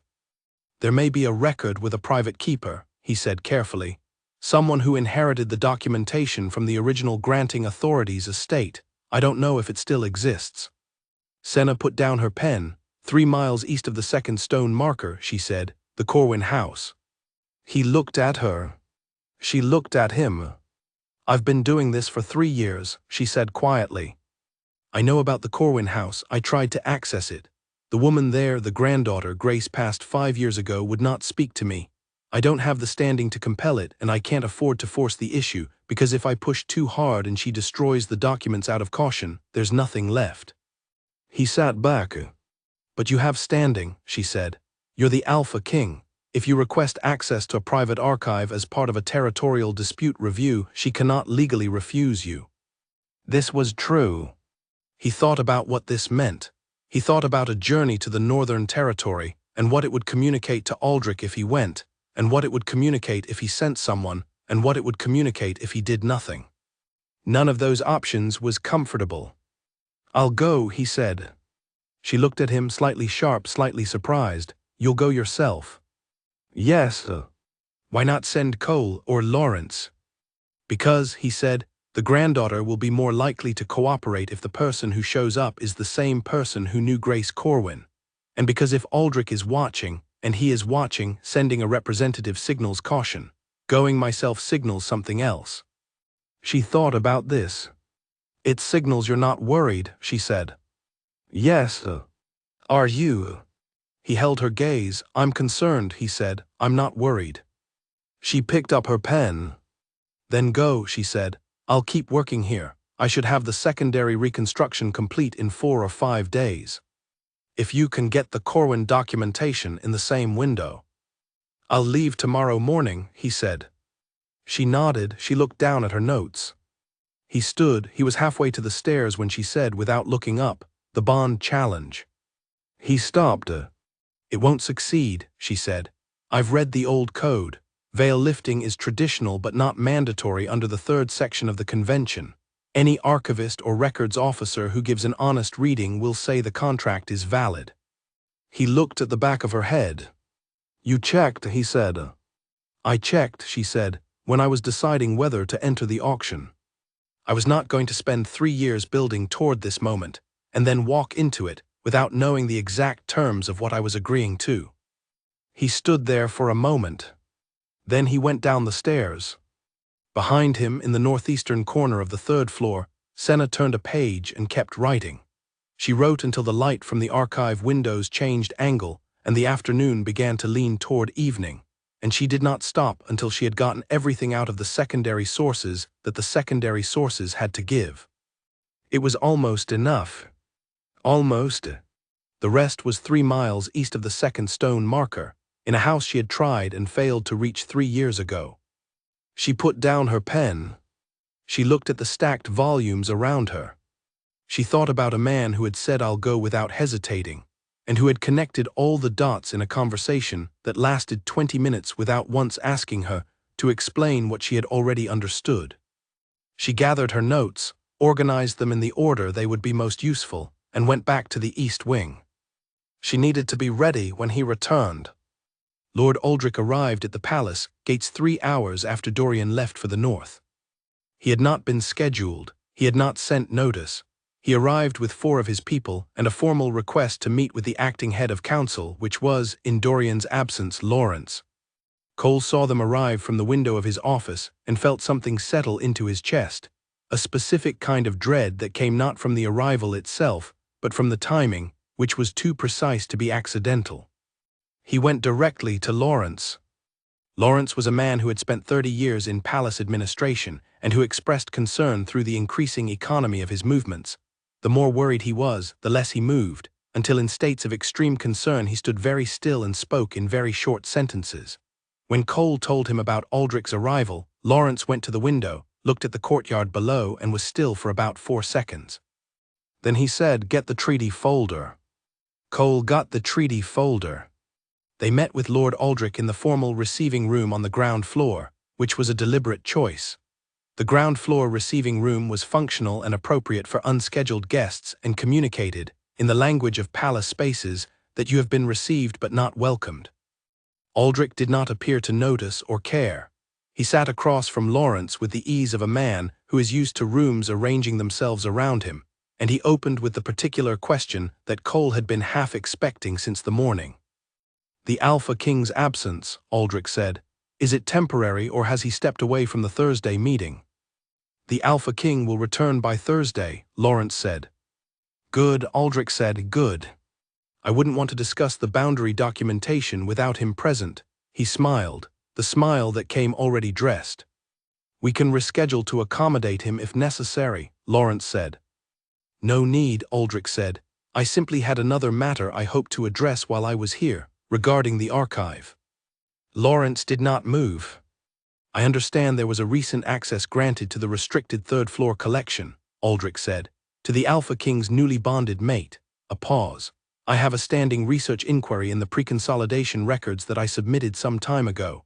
I was hoping to confirm that my inquiry would be processed before any new access disturbs the organization of the materials." Cole, standing to Lawrence's left, thought, "There it is." Aldrich was not here about the Thursday meeting. He was here to apply pressure to the archive access. If he could get Lawrence, in Dorian's absence, to agree to slow or restrict Senna's access, he bought time. Time was what he needed. Time for the solicitor's bond validity challenge to work its way through the Pack Council Records office. Time for the missing pages to remain missing. Lawrence said, "The archive is administered through the head archivist's office. Any inquiry about access protocols would need to go through that office." "Of course," Aldrich said pleasantly. "I only mention it because the boundary documentation we're planning to review on Thursday is housed in that same collection. I want to ensure nothing is removed or reorganized before our meeting." "Nothing has been removed or reorganized," Lawrence said. This was technically true. The pages had been removed before the current conversation. Lawrence did not know about the removed pages. Cole did, and he said nothing. Then I have no concern, Aldrich said.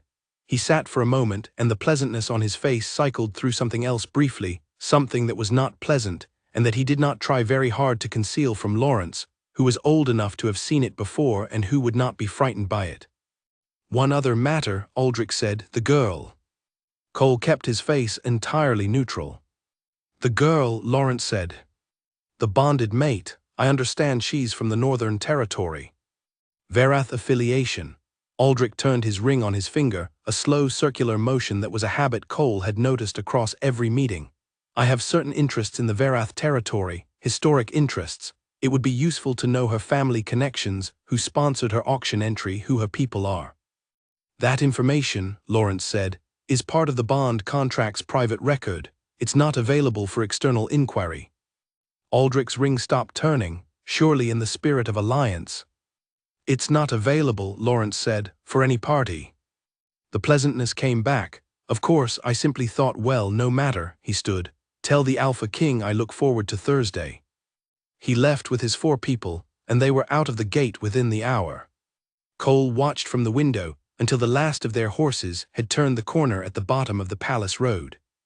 Then he sat down and wrote a message to Dorian in the coded shorthand they had developed for communications that needed to travel fast and not be understood by anyone who might intercept them. He sent it by the fastest rider available. Then he went to the East Wing. Senna was in her room. She was at the desk with her notes spread around her, the reconstruction work she had been building from the secondary sources, organized now into a document that was beginning to look like a complete picture with a specific, crucial gap. She looked up when Cole knocked and came in. He told her about Aldrich's visit. He told her all of it, the archive concern, the question about her family connections, the precise timing of an arrival that fell within 3 hours of Dorian's departure. He told her because Dorian had not given him explicit instruction to do so, but he had not given him instruction not to, and Cole had spent 6 years learning to read the space between Dorian's explicit instructions and what Dorian actually wanted, which was usually someone with good judgment making a sensible call. Senna listened without interrupting. When he finished, she was quiet for a moment. He knows the Alpha King is gone, she said. Yes, and he came to create a record, she said. His concern about the archive, his inquiry about my background, those are both things that will now appear in Lawrence's meeting log. If the situation becomes a formal dispute, he'll have documentation of legitimate inquiries. Yes, Cole said, that's my raid. She looked at her notes. How long before the Alpha King returns?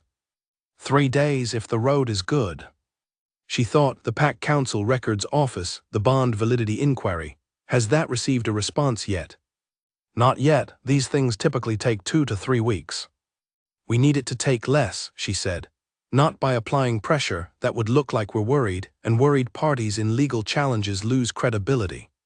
We need the honest reading done quickly so it's on the record, before Aldrich can insert his interpretation. Cole looked at her. He had been doing this every time she said something in this meeting, calibrating, revising. She was doing his job, and she was doing it well enough that he was not offended by it. Who at the Pack Council Records Office would give an honest reading, she said. The deputy recorder, Cole said. She's been there 20 years, she knows the old code as well as anyone. Can you arrange an informal meeting? Not as a formal inquiry, I don't want this to look like pressure, something academic, a discussion of historical bond conventions. He thought about it. I know someone who knows her. I could arrange it as a collegial conversation. Today, she said. He nodded and left. She sat at her desk and looked at the reconstruction document. 42 secondary source citations, carefully assembled, painting a picture of the pre-consolidation survey that was almost complete. She had the boundary markers. She had the land descriptions. She had the survey dates and the methodology and the names of the surveyors. What she did not have was the authority line, the specific confirmation that the grant had been issued by the proper authority, and that this authority's signature had been witnessed. Without that, the reconstruction was historical argument, not legal proof. She turned to a fresh page. She began writing a different document, not the reconstruction, a letter. Addressed to the granddaughter at the Corwin house in the Northern Territory. She had tried approaching this woman before, and the attempt had been met with silence. She had been a private person then, nobody in particular, from nobody in particular, asking a stranger for access to family documents that had no obvious value. The woman had every reason to refuse. The situation was different now. Senna was now, on the formal record, the bonded mate of the Alpha King, which was a position that meant something even to people who had no interest in pack politics. And the man who was on his way north was the same man who had visited Grace Corwin 7 years ago, who had, Senna understood from the historical record, been kind to her in the specific way that very old people remember when nothing else is remembered. She wrote the letter. She wrote it carefully in the simple language she used for important things. She said who she was and what she needed and why. She did not ask for sympathy. She did not perform urgency. She stated the facts and trusted them to be enough. She sealed it. She went to find Clara. "I need this carried north," she said, "as quickly as possible. To the Corwin house in the Verath territory, the route through the river passage is fastest, but the east road is safer." Clara took the letter. "I'll arrange it through the household courier." "Thank you." Senna went back to her room. She stood at the window for a moment, looking at the garden below. The morning had turned gray, a flat, even cloud cover that made the colors of the garden more vivid by comparison, the greens very green, the dark soil very dark. She stood there for a few minutes just looking. Then she moved the wardrobe. The loose stone was still there. She pressed it, rocking gently, and looked at the solid wall behind it. She was not thinking about exits today. She was thinking about how a situation shifts when both sides of a conflict begin to move at the same time in the same direction without quite colliding. Aldrich was applying pressure. Dorian was riding north. She was building a document in the northeastern corner of the archive. 3 directions, same destination. She pushed the wardrobe back. She went back to the archive at noon and stayed until 4, adding every last thing the secondary sources could give her. When she left at 4, she spoke to Helen, the head archivist, on her way out. "The visitor logs for the 3rd floor," she said. "From 14 months ago, the 2-day gap."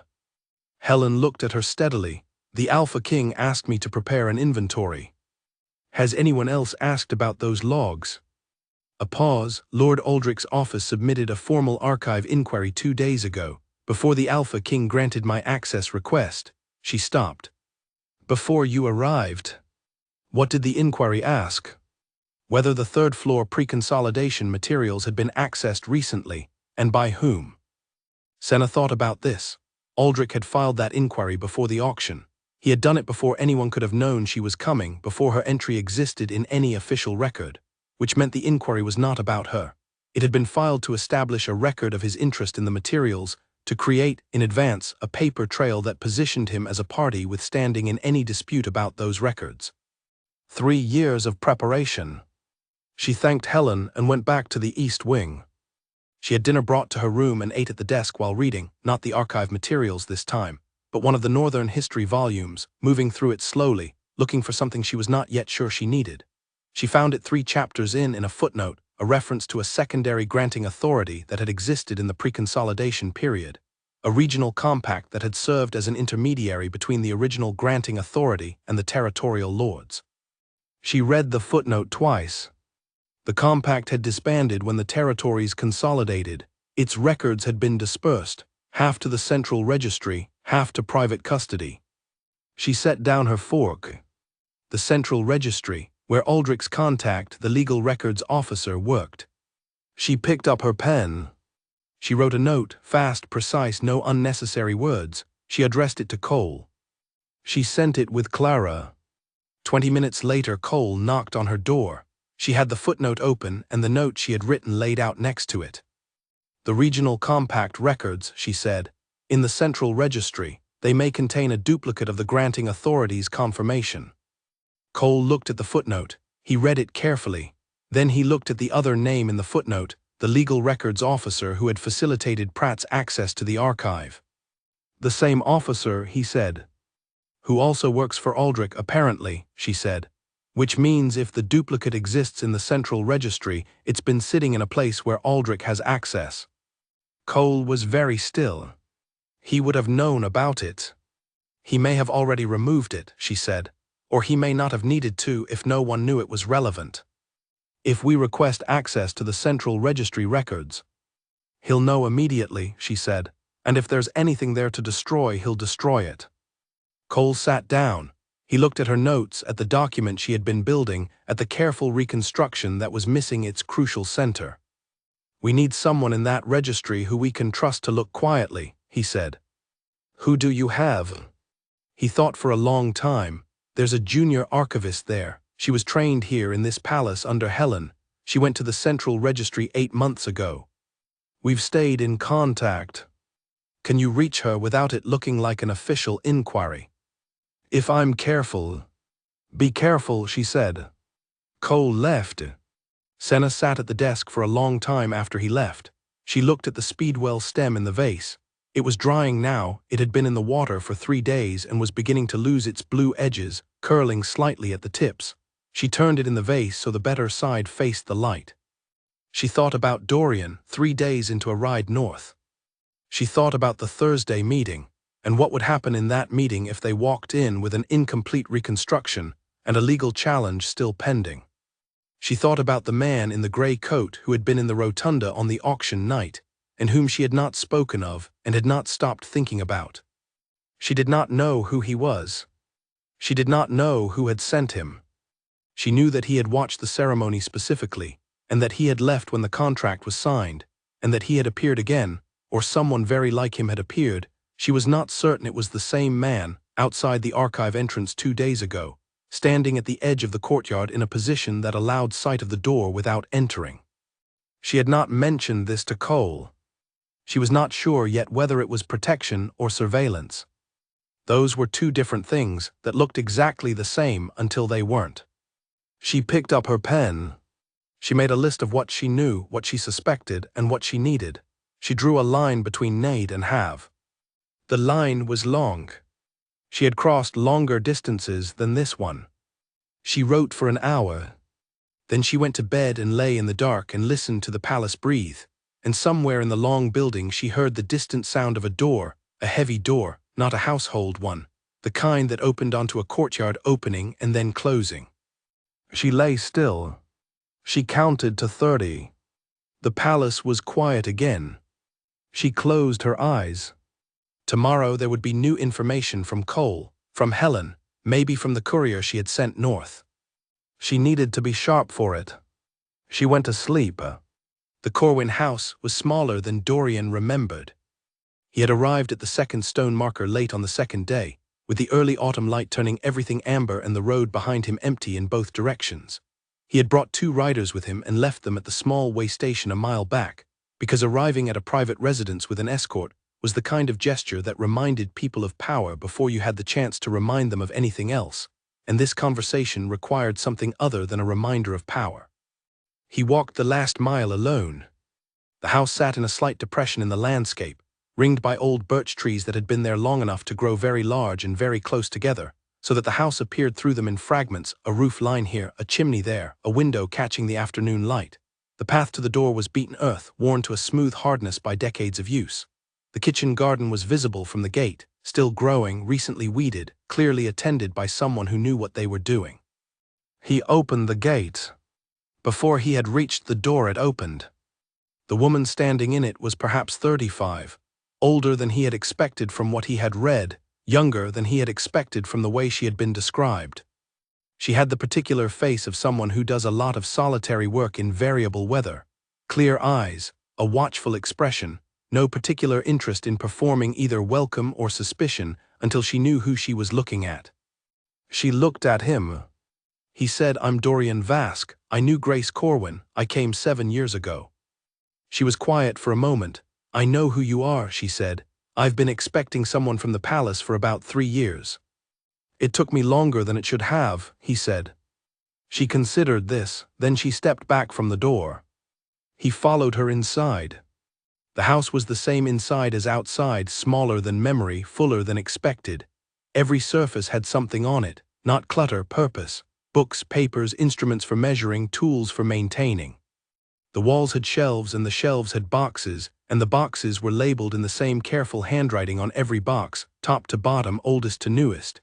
He recognized the system from 7 years ago. Grace Corwin had explained it to him once, Everything in its place, she had said. Otherwise, how do you find it when the world starts asking questions? The granddaughter's name was Nora. She brought tea without asking and set it on the table between two chairs by the window. She sat, he sat. She told me about you, Nora said. My grandmother, she said you were polite about the muddy boots.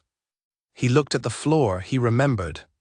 7 years ago he had come in from 2 days on the road, and had been offered a chair in a clean house, and had tried to take his boots off at the door, and Grace Corwin had told him not to bother. She was kind, he said. She was practical, Nora said. She would have hated the idea that someone was being kind about muddy boots. She would have wanted you to understand she just didn't care about the floor. He almost smiled. Nora poured the tea. You've come about the grant records, she said. Yes. The survey documents, the signature block specifically. Yes. She looked at the tea in her cup. Grandmother held those documents for 40 years before she passed them to me. She told me, and she told me this twice, which she never did twice, that the documents were waiting for someone to need them. She said the boundary would be challenged eventually, because it had been challenged before and had only been settled because the right person looked in the right place at the right time. She looked at him. She said you were the right person the first time. He did not say anything to that. There was nothing useful to say to it. Someone else came, Nora said. 3 years ago, a woman, young, quiet. She came to the door and asked about the records in the same way you're asking now, only she had no standing. She was nobody I'd been told to expect. He thought about Senna. She told me her name, Nora said, just the one name, Senna. She said she needed the documents to resolve a territorial question, and she said please, which was interesting because the kind of person who needs something this badly usually forgets to say please. She paused. I didn't let her in, I should have, I knew it even when I was doing it. But she had no standing, and I was worried about being wrong, about giving the documents to someone who would use them the wrong way. You've had time to think about whether you were wrong, he said. Yes, she put down the cup. There was also a letter that came yesterday from the palace. He had not known about the letter. Cole's message had told him about Aldrich's visit and the ongoing archive work and the bond challenge, but it had said nothing about a letter to the Corwin house. He kept this from his face. The letter said the same thing you're saying, Nora said, except that it was written by the person who came 3 years ago, and it said that you were coming. It said I should trust you. She let that sit for a moment. Do you know her? Dorian said. Nora looked at him carefully. She said she was your bonded mate. She is. She said she had been trying to reach these documents for 3 years, and that the last avenue available to her was to go through you, and that she was choosing to do that because she believed you would come here yourself. Nora paused. She said she was not certain you would come, but she believed you would. He looked at the birch trees through the window. The afternoon light was fading now, moving toward the long, pale gold of early evening. What changed your mind, he said, between 3 years ago and yesterday? Nora was quiet for a moment. The letter was honest, she said. It said exactly what the situation was and exactly what the risk was and exactly what she was asking for. It didn't promise anything. It didn't perform anything. She looked at the shelves along the wall. Grandmother would have trusted that. She always said that honest requests were rarer than people thought, and that when you got one, you should probably take it seriously. He nodded. Nora stood. She went to the shelves and, without consulting any label, went directly to a specific box on the second shelf from the top. She took it down. She carried it to the table and opened it. Inside were documents in sealed, waxed envelopes. Old envelopes, the kind used before the current archival standards. 3 of them were thick, 1 was thin. She took out the thin one. The signature block confirmation, she said. My grandmother had it copied twice. The copy is in the box. The original is in the envelope. She said the original should never go anywhere without someone who would bring it back. She looked at him. I'll bring it back, he said. She handed him the envelope. He held it carefully. He looked at it without opening it. He would open it later when he could do it properly, with the attention it deserved. There's something else, Nora said. She was still standing at the shelves. When the woman came 3 years ago, Senna, she asked about the documents in the way you ask about something you have already studied. She knew what was in them. She knew what they contained and what they proved. A pause. I've thought about that for 3 years. Someone that prepared, looking for something that specific, it takes a long time to get there. Years. Yes, he said. Why, Nora said, what is she resolving? He thought about how to answer this. He thought about the 2 pages in the East Wing file, the single name entry, the proxy through a careful channel, the 3 years of closed archive doors. A wrong, he said, a specific wrong that requires a specific proof to correct. Nora looked at him for a moment. Then she nodded once, as if this completed something she had been calculating. Be careful with it, she said, meaning the envelope. I will. He stayed for another hour. He drank the tea and they talked about Grace Corwin, about the woman she had been, specific and practical and deeply invested in the idea that things should be in their proper place. Nora told him about the last years of her grandmother's life, the way she had kept working until nearly the end, maintaining the system, adding to it, leaving instructions in a handwriting that got smaller as her eyes got worse but never less precise. When he left, the birch trees were dark against the evening sky. He walked the mile back to the way station. The 2 riders were there, the horses rested. He put the envelope in the inner pocket of his coat, against his chest. He rode through the night. He reached the palace at dawn on the 4th day, coming in through the north gate with the last of the night's cold in his face and the envelope still in his coat. He went directly to his office. Cole was already there. Cole was always already there, which was something Dorian had stopped questioning and started treating as a condition of his environment, like the cold window in winter. How is she? He said. Cole looked at him. She's been in the archive every day. The reconstruction is nearly complete. She's been working with Helen on the missing documentation, building the case from secondary sources. And the bond challenge. The deputy recorder at the Pack Council gave an informal reading to one of my contacts. Her reading is that the contract is valid. She hasn't filed the formal response yet, but she told my contact she would do it this week. Before Thursday. Before Thursday, Cole confirmed. Good, that closed one flank. Aldrich's follow-up. 2 more letters, both to Lawrence, both asking about the archive access and the Thursday agenda. Lawrence has given him nothing outside of standard protocol. Dorian took off his coat. He held the envelope in his hands for a moment, then he set it on the desk. I have the Corwin documentation, he said. Cole was very still. The original. Yes. A pause. Should I tell her? Dorian thought. He thought about a letter that Senna had sent without telling him to a woman in the north, saying she believed he would come but was not certain. He thought about 3 years of working toward something alone. He thought about a letter that was honest in a way that rare requests are honest, asking without promising, trusting without demanding. I'll tell her, he said. He picked up the envelope and walked out of his office and down through the gallery to the central corridor and through the door to the east wing. At this hour, just past dawn, the palace was in the particular quiet of earliest morning, the kind of quiet that comes before the day's activity begins. He knocked on the door. It took a moment. Then, come in. She was awake. She was at the desk, still in the clothes she had worn yesterday, which suggested she had either not slept or had slept briefly and gotten up early. The desk was covered in her notes, the reconstruction document now thick with pages. The books were stacked differently than they had been the last time he was in this room. She had reorganized them into a working order that suited the argument she was building. She looked at him. He put the envelope on the desk in front of her. She looked at it. She did not say anything for a moment. Then she picked it up very carefully, with both hands, in the way that people handle things they have been looking for a long time and are not yet fully convinced they are holding. She opened it. She read the document inside without speaking. It took approximately 2 minutes because she read carefully. When she finished, she held the pages in her hands and looked at them for another 10 seconds. Then she set them down very precisely on the desk. This is it, she said. Yes. She looked at him. Her expression had the quality he had not quite seen before, not the composed neutrality she wore for rooms and other people, but something quieter and more internal.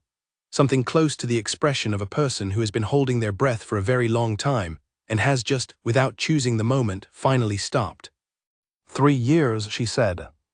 He sat in the chair across from her desk. She looked at the document again. Then she turned to the reconstruction she had been building from the secondary sources, and she put the original beside it, and she looked at them together. The signature blocks match the secondary references, she said. She turned one page and another, checking each reference against the original. Every name, every date, every land description, it all aligns. She turned the last page. This is a complete record. Yes, he said. She looked up. Thank you for going. He looked at the desk, at the weeks of careful work spread around the original document he had carried through the night. Your letter, he said, to Nora Corwin. Senna was quiet. You didn't tell me you'd sent it. No, she said. Why not? She thought about this. She put the original document carefully to one side and aligned it with the stack of the reconstruction. She organized the edges, then she looked at him. I wasn't sure, she said, whether telling you about the letter would make you feel I was directing you. I didn't want you to go because I asked. I wanted you to go because you had worked out that it was necessary. He looked at her. And if I hadn't, then I would have told you about the letter, she said, and we would have had a different conversation. He sat with that for a moment. The man in the gray coat, he said. She went very still. He was at the rotunda the night of the auction, he said. You noticed him. A pause. Yes. He was outside the archive entrance 2 days after you arrived. He watched her face. Cole told me. I didn't tell Cole, she said. He told me because he noticed on his own, Dorian said. He has good eyes. A pause. Who is he? Senna looked at the window. The morning was coming in through the gap, the 6 inches of air she always kept open. She was quiet for a long time. I don't know for certain, she said. I have a theory. Tell me. She turned back to him. When I was working through the Verath territory records 3 years ago, before the archive requests, before any of this, I found something in a regional office's old correspondence files. A letter written about 15 years ago referencing the pre-consolidation survey, referencing the Corwin documentation specifically. She stopped. The letter was written by someone on behalf of a private party who had an interest in the boundary, not a territorial lord, someone private. Who? The letter was signed with a mark, not a name, she said. But the mark, it matched the registered mark of a trading family. Old Money, Northern Territory, the Harwick family. He did not recognize the name immediately. Then he did. Harwick, he said. They have land on the eastern side of the boundary, she said. The side that would be affected if Aldrich's renegotiation succeeded. If the boundary moved, they would gain territory, not pack territory, private land, the kind that doesn't appear in pack records. He looked at her. The man in the gray coat, she said, may be a Harwick representative. Which would mean there's a third party in this. Not protection, not surveillance, something in between. She paused. A party who wants the documents to exist and the case to be made, but who also wants to be present when it happens. He thought about that. Why tell me now, he said.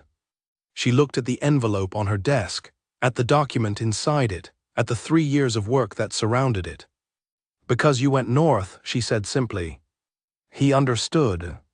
He stood up. The morning was properly light now, the garden below the window fully illuminated, the colors clear and precise in the early sun. Thursday, he said. I'll need everything organized by Thursday. It'll be ready, she said. He went to the door.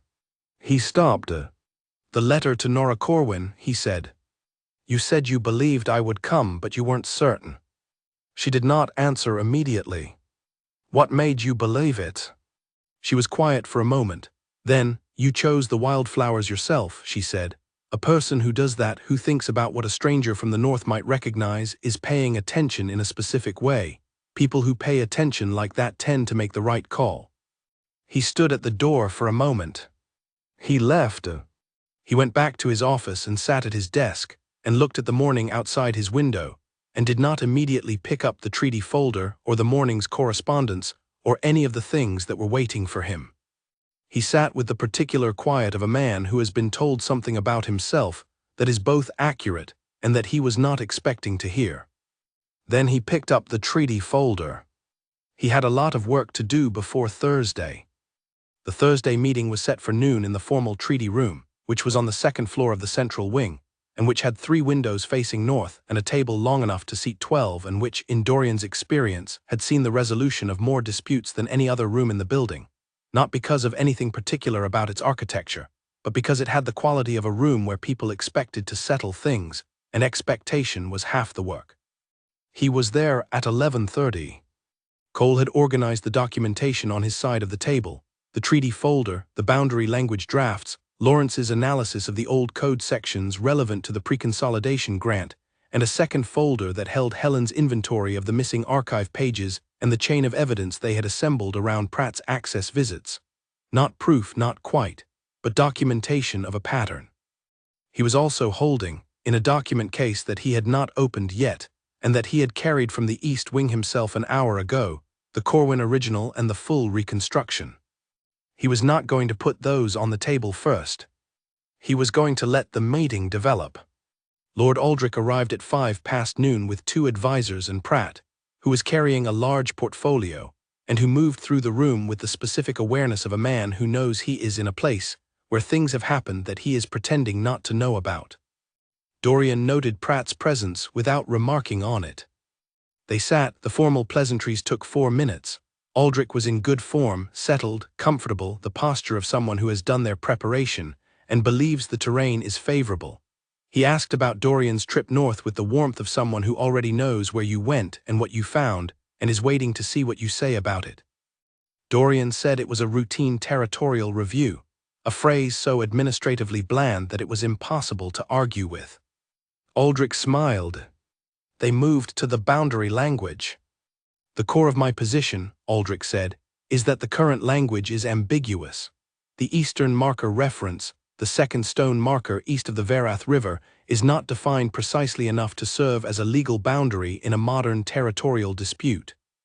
The second stone marker is defined in the original survey documentation, Lawrence said. Which is where the problem lies, Aldrich said pleasantly. The survey documentation in the archive is incomplete. The relevant pages, specifically the signature confirmation pages, are missing from the third-floor collection.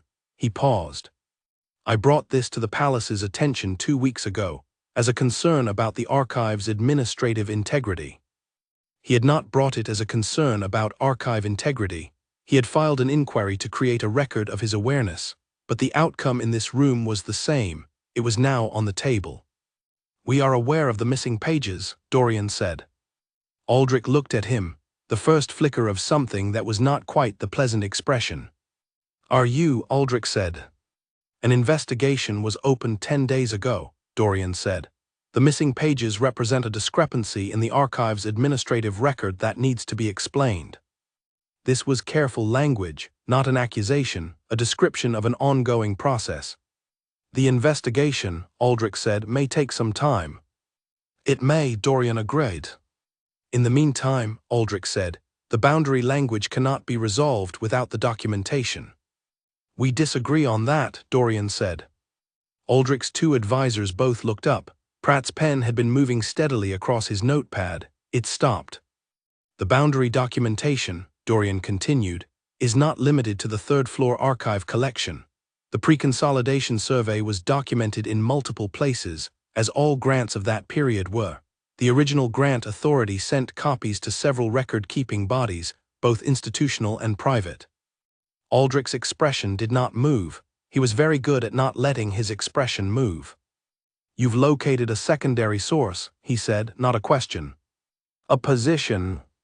I've located the original confirmation document, Dorian said, in private custody, in the Verath territory. He opened the document case. He took out the waxed envelope. He did not open it, he set it on the table. Everyone in the room looked at it. Aldrich looked at it for 4 seconds longer than anyone else. I would need to verify its authenticity, he said. His voice was even, very even, the kind of evenness that requires effort. Of course, Dorian said. I have a complete documentation chain here, the private custody record, the chain of possession from the original granting authority, and a cross-referenced reconstruction of the full survey from secondary sources, which was prepared independently and which aligns precisely with the original. He set the document case on the table and opened it. The reconstruction, Senna's weeks of careful, methodical work, sat inside in a neat stack. I can provide both for review. Aldrich looked at the stack. He looked at the envelope. He looked at Dorian. The reconstruction, he said, who prepared it? My bonded mate, Dorian said. She is a specialist in pre-consolidation territorial history. The room was quiet. Aldrich's left advisor leaned toward him and said something very quietly. Aldrich listened without moving his head. A specialist, Aldrich said, from the Verath territory. Yes, sir. Whose entry into this palace was notable, a pause, and whose bond contract validity has been questioned through a formal inquiry. An inquiry that was answered this morning, Dorian said. The Pack Council Records Office filed its formal response at 9 o'clock. The contract is valid in its entirety. He looked at Aldrich steadily. The deputy recorder has been in that office for 20 years. Her reading of the old code is considered authoritative.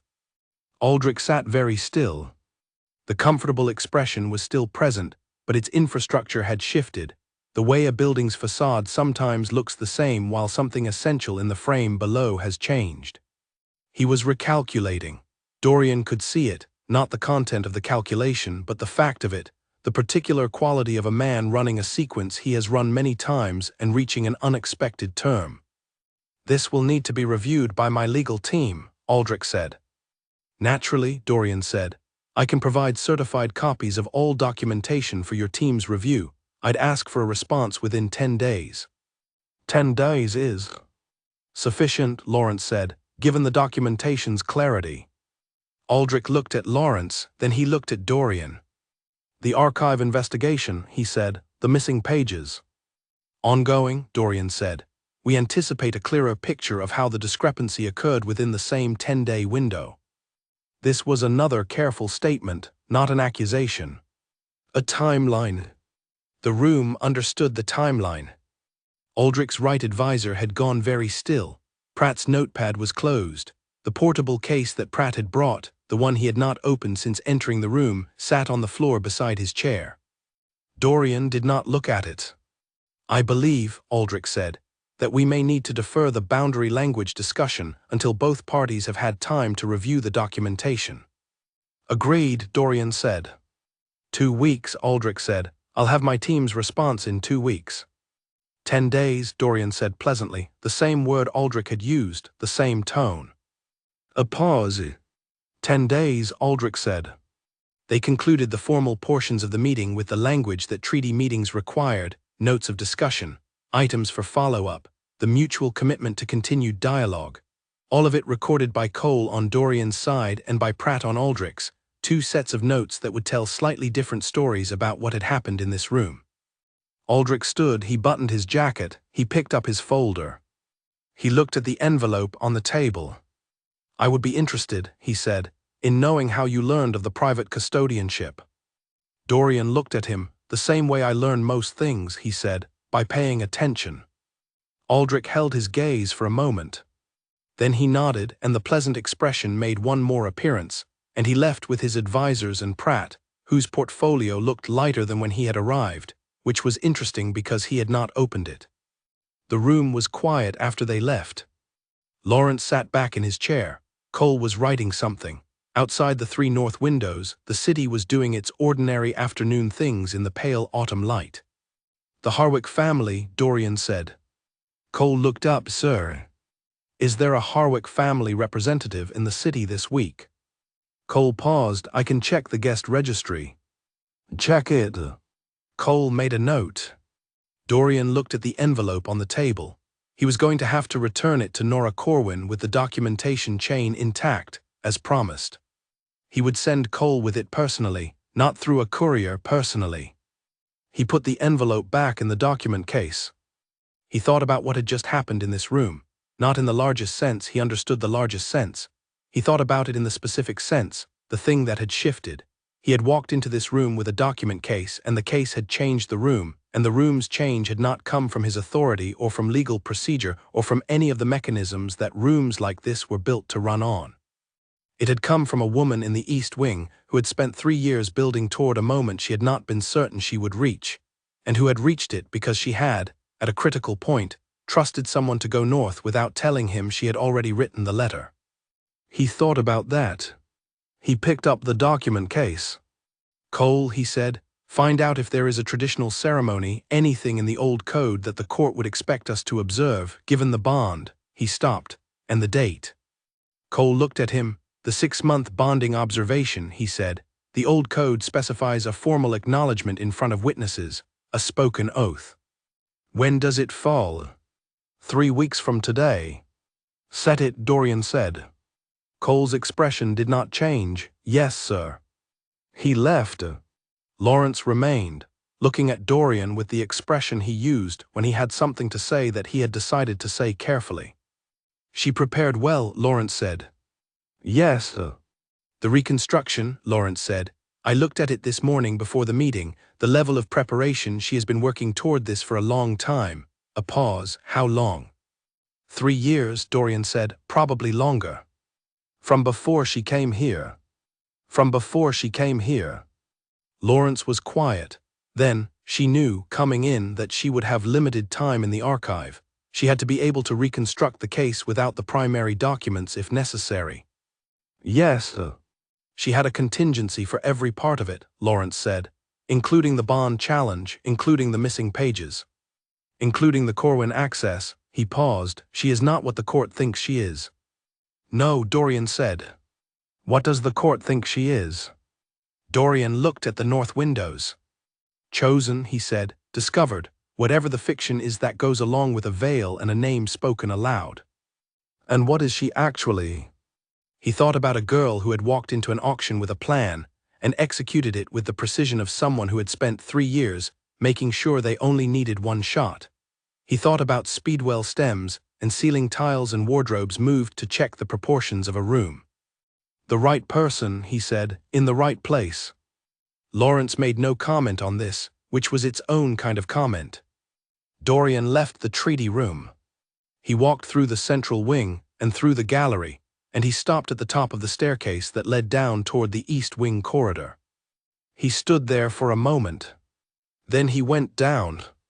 He knocked on the east wing door. She answered quickly. She was at the desk, the notes organized now in the complete state that the meeting had required, everything cross-referenced and ready. She looked at him when he entered. He sat in the chair across from her. He set the document case on the desk. He looked at her. It held, he said. She was quiet for a moment. He didn't have a counter-argument. He deferred the boundary language discussion for 10 days. His team will review the documentation. He'll look for a procedural challenge, she said. He'll look for several things, Dorian said. He won't find them. A pause. The archive investigation is ongoing. If Pratt's access can be documented sufficiently, there's a separate action possible. Don't pursue it yet, she said. Not while the boundary case is in the 10-day window. Aldrich will use any additional pressure as evidence of bad faith. He looked at her. You're right, he said. She nodded once. He looked at the desk, at the reconstruction in the case, at the envelope with the original document that had spent 40 years in a box in a birch tree house 3 miles from a stone marker in the north. The bonding observation, he said, 3 weeks from today. The old code requires an oath spoken in front of witnesses. She was quiet. It's required, he said. I wanted to tell you before you heard it from someone else. She looked at the speedwell in the vase. The stems were very dry now, the flowers long past their fresh state, but she had not removed them. I know about the oath, she said. What does it say? She looked at him. 3 words in the old tongue, she said. It means roughly, I see you. He held her gaze. She held his. They were both being very careful. He was aware of that. They were both being careful in the specific way that people are careful when they are paying more attention to something than the occasion formally requires, and they both know it, and neither of them has yet decided what to do with that knowledge. I'll be there, she said. I know, he said. He stood. At the door he stopped. I'm returning the envelope to the Corwin house, he said. Cole will carry it. In the documentation chain record, Nora Corwin's family will be listed as authorized custodians. She'll want that, Senna said. It was important to Grace. I know, he paused. Your letter helped. She looked at him for a moment. You told her about the letter. She told me about it. He could see her reassessing something, the calculation she was doing, the new term in the sequence. He recognized the look. He had seen it in the archive in the morning after the auction in the reception room. She was very fast at this. What did she say? Senna said. She said it was honest, he said. Senna looked at the vase. Good, she said quietly, as if to herself. He left. He walked back through the East Wing corridor and up through the palace. He went to his office and sat at his desk and did the afternoon's work, which was substantial, and he did it efficiently and well, the way he always did everything. But in the back of his mind, in the quiet space that he rarely gave much room to, something had changed position. He was not sure yet what it had changed into. He thought it would probably take time to know. He was a patient man. He picked up the next document and read it. 3 weeks to the oath. He kept working. The 6-month window for the bond's legal exit provision fell on a Tuesday in early autumn, 12 days before the bonding observation.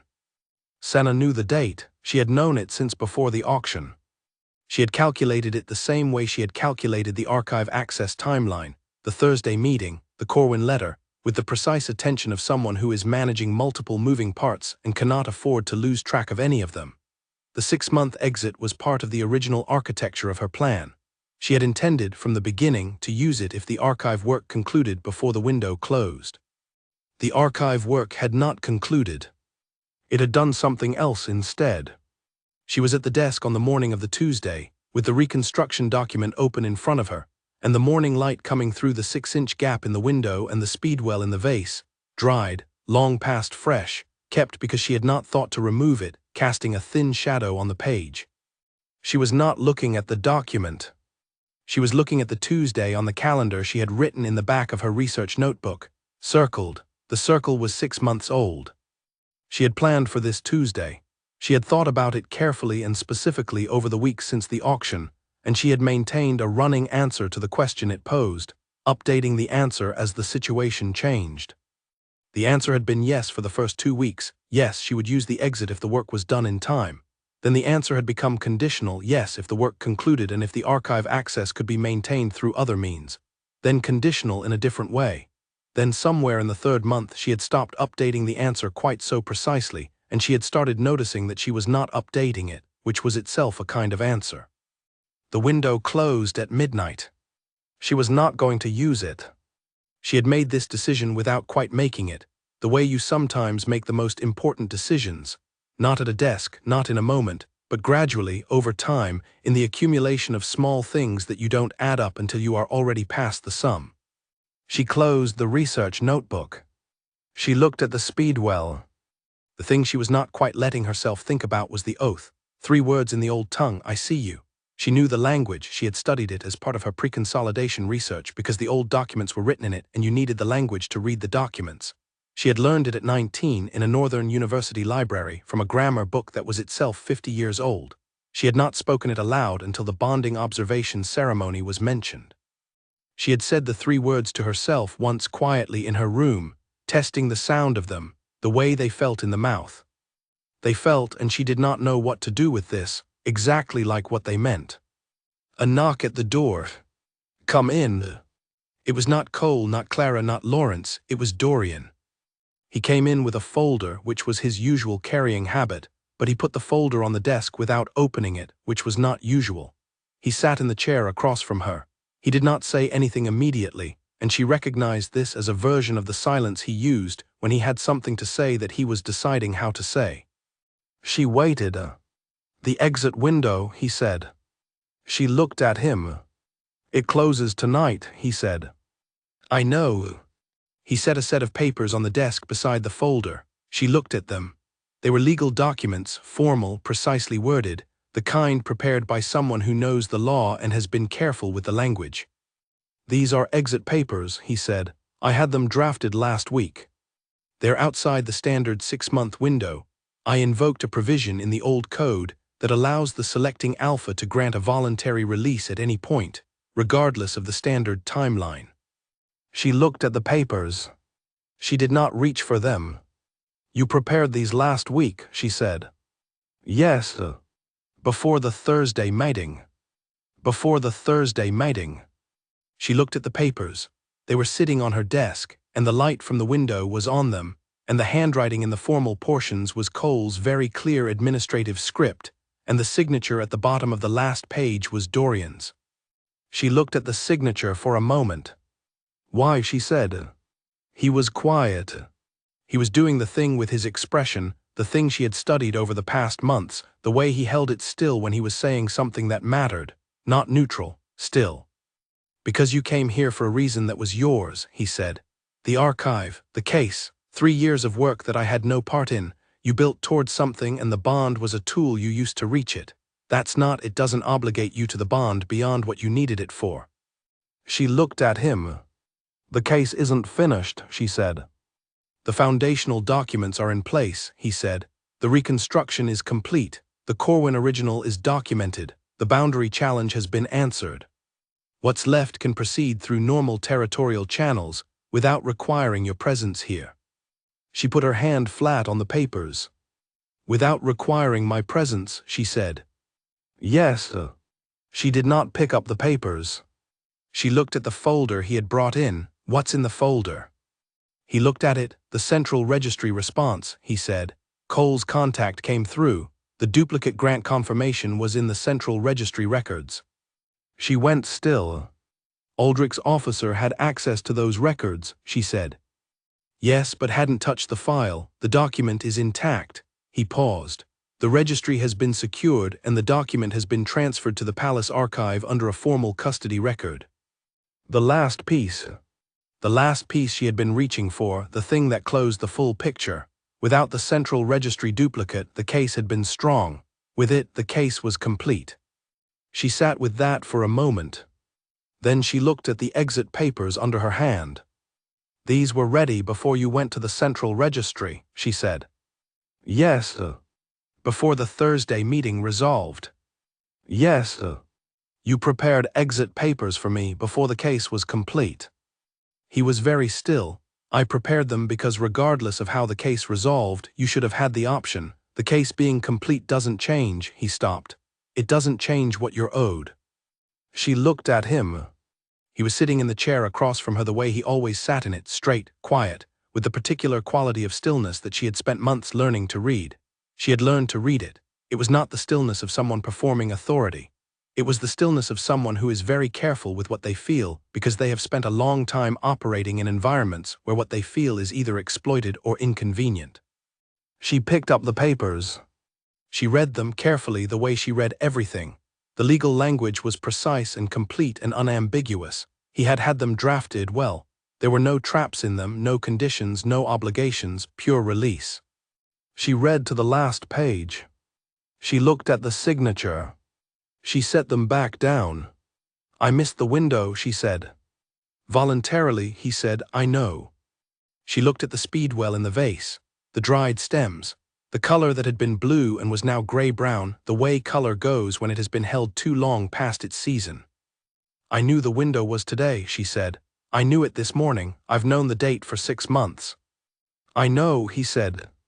I let it pass, she said, not explaining, not performing, just saying it the way you say a true thing.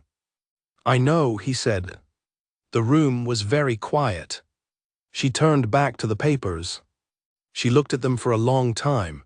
The pen was in her hand. She had picked it up at some point without deciding to, which she noticed now. She looked at the pen. She put the pen back on the desk. She turned the papers so they faced him. She pushed them back across the desk. He looked at the papers, then he looked at her. You're sure, he said. I'm sure, she said. He was very still. The oath is in 3 weeks, she said. I know what it says, I'll be there.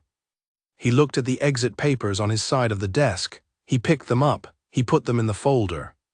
He sat for a moment longer. The morning light had moved. It came through the window at a different angle now, crossing the desk at a low slant, illuminating the dust motes moving in the 6 inches of air that the window was open. She watched the dust move. She was aware of the particular quality of the silence in the room, the way it had changed from the silence at the beginning of the conversation. The case, she said. With the central registry duplicate and the reconstruction, it's complete enough to file formally. Lawrence says yes, he said. The territorial court can receive it. When? Next month if we move efficiently. She nodded. She opened the reconstruction document and looked at where she had left off. She looked at the central registry confirmation he had brought. She looked at the place where the two documents connected. "I'll want to review the central registry document," she said, "to verify the cross-references. I'll have Cole send it over this morning." "Thank you." He stood. He had the folder with the exit papers in his hand.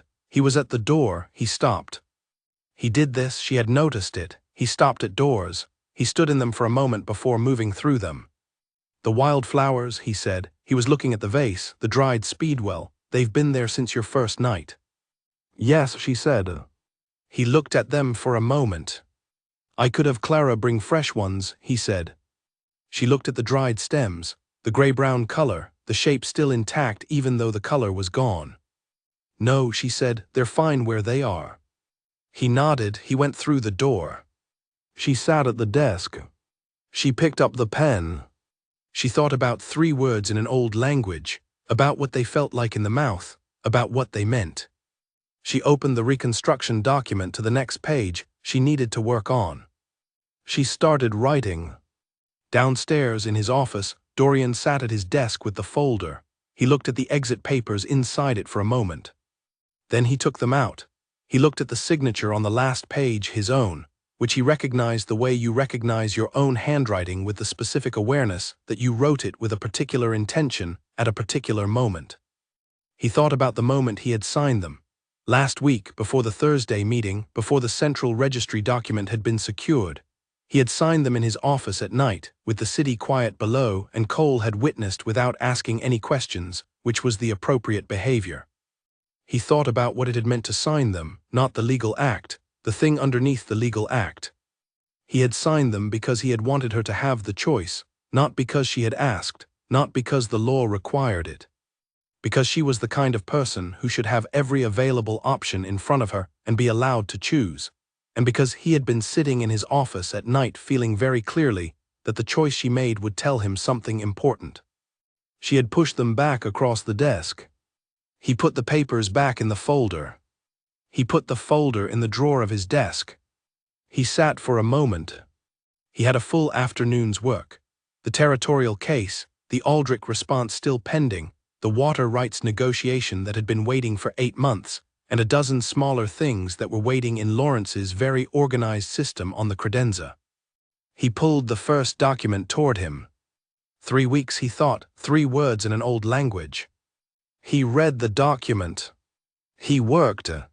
The bonding observation was scheduled for 4 in the afternoon, in the quiet garden.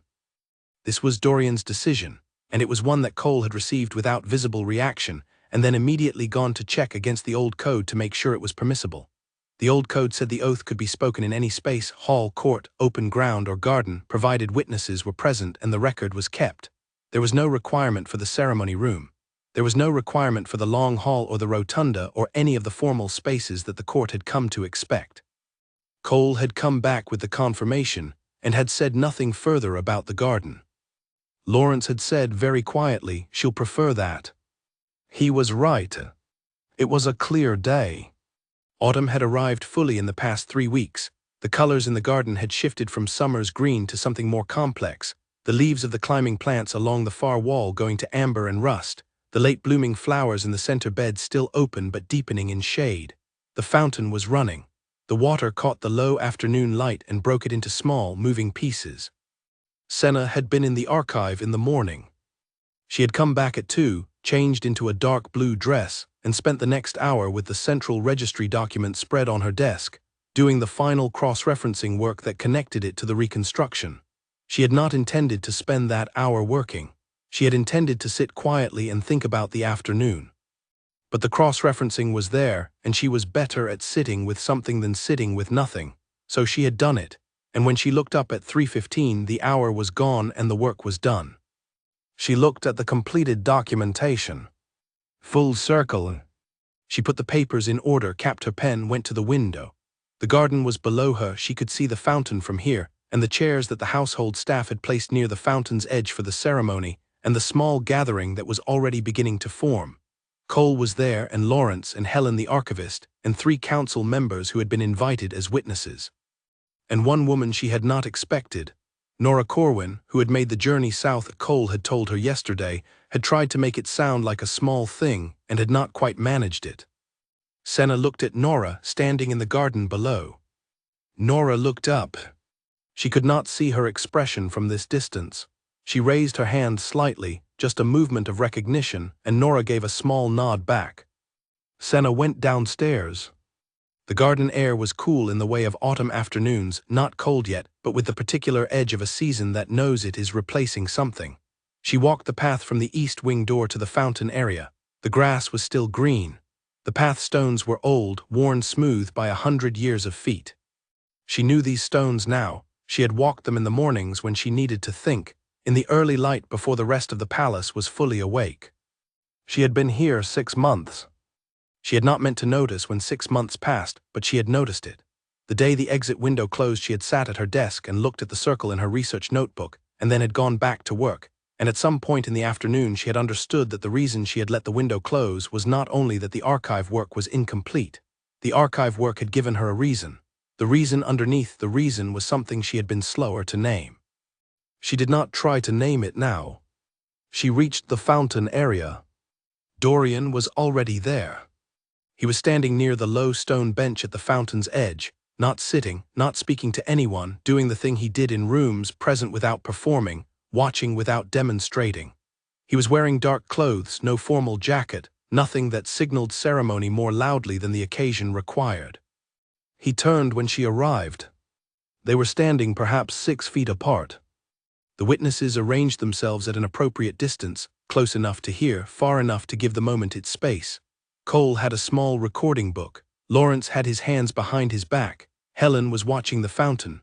Nora Corwin was standing with her coat on, watching with the clear-eyed attention she had brought to every interaction Senna had been aware of her having. There was no ceremony master. Dorian had dispensed with one which was within his right. He looked at her. She had thought about this moment. She had thought about it carefully and in detail as she thought about most things, and she had run through several versions of it in her mind. The versions where the ceremony felt like a formality that they were both completing with appropriate dignity, the versions where it felt like something else. She had tried to prepare for both. Looking at him now, she understood that the preparation had been insufficient. Not because she was frightened, she was not frightened. Because the thing that was happening in the 6 feet of garden air between them was more honest than preparation could account for, and honesty was the one variable she had never found a way to outthink. He spoke first.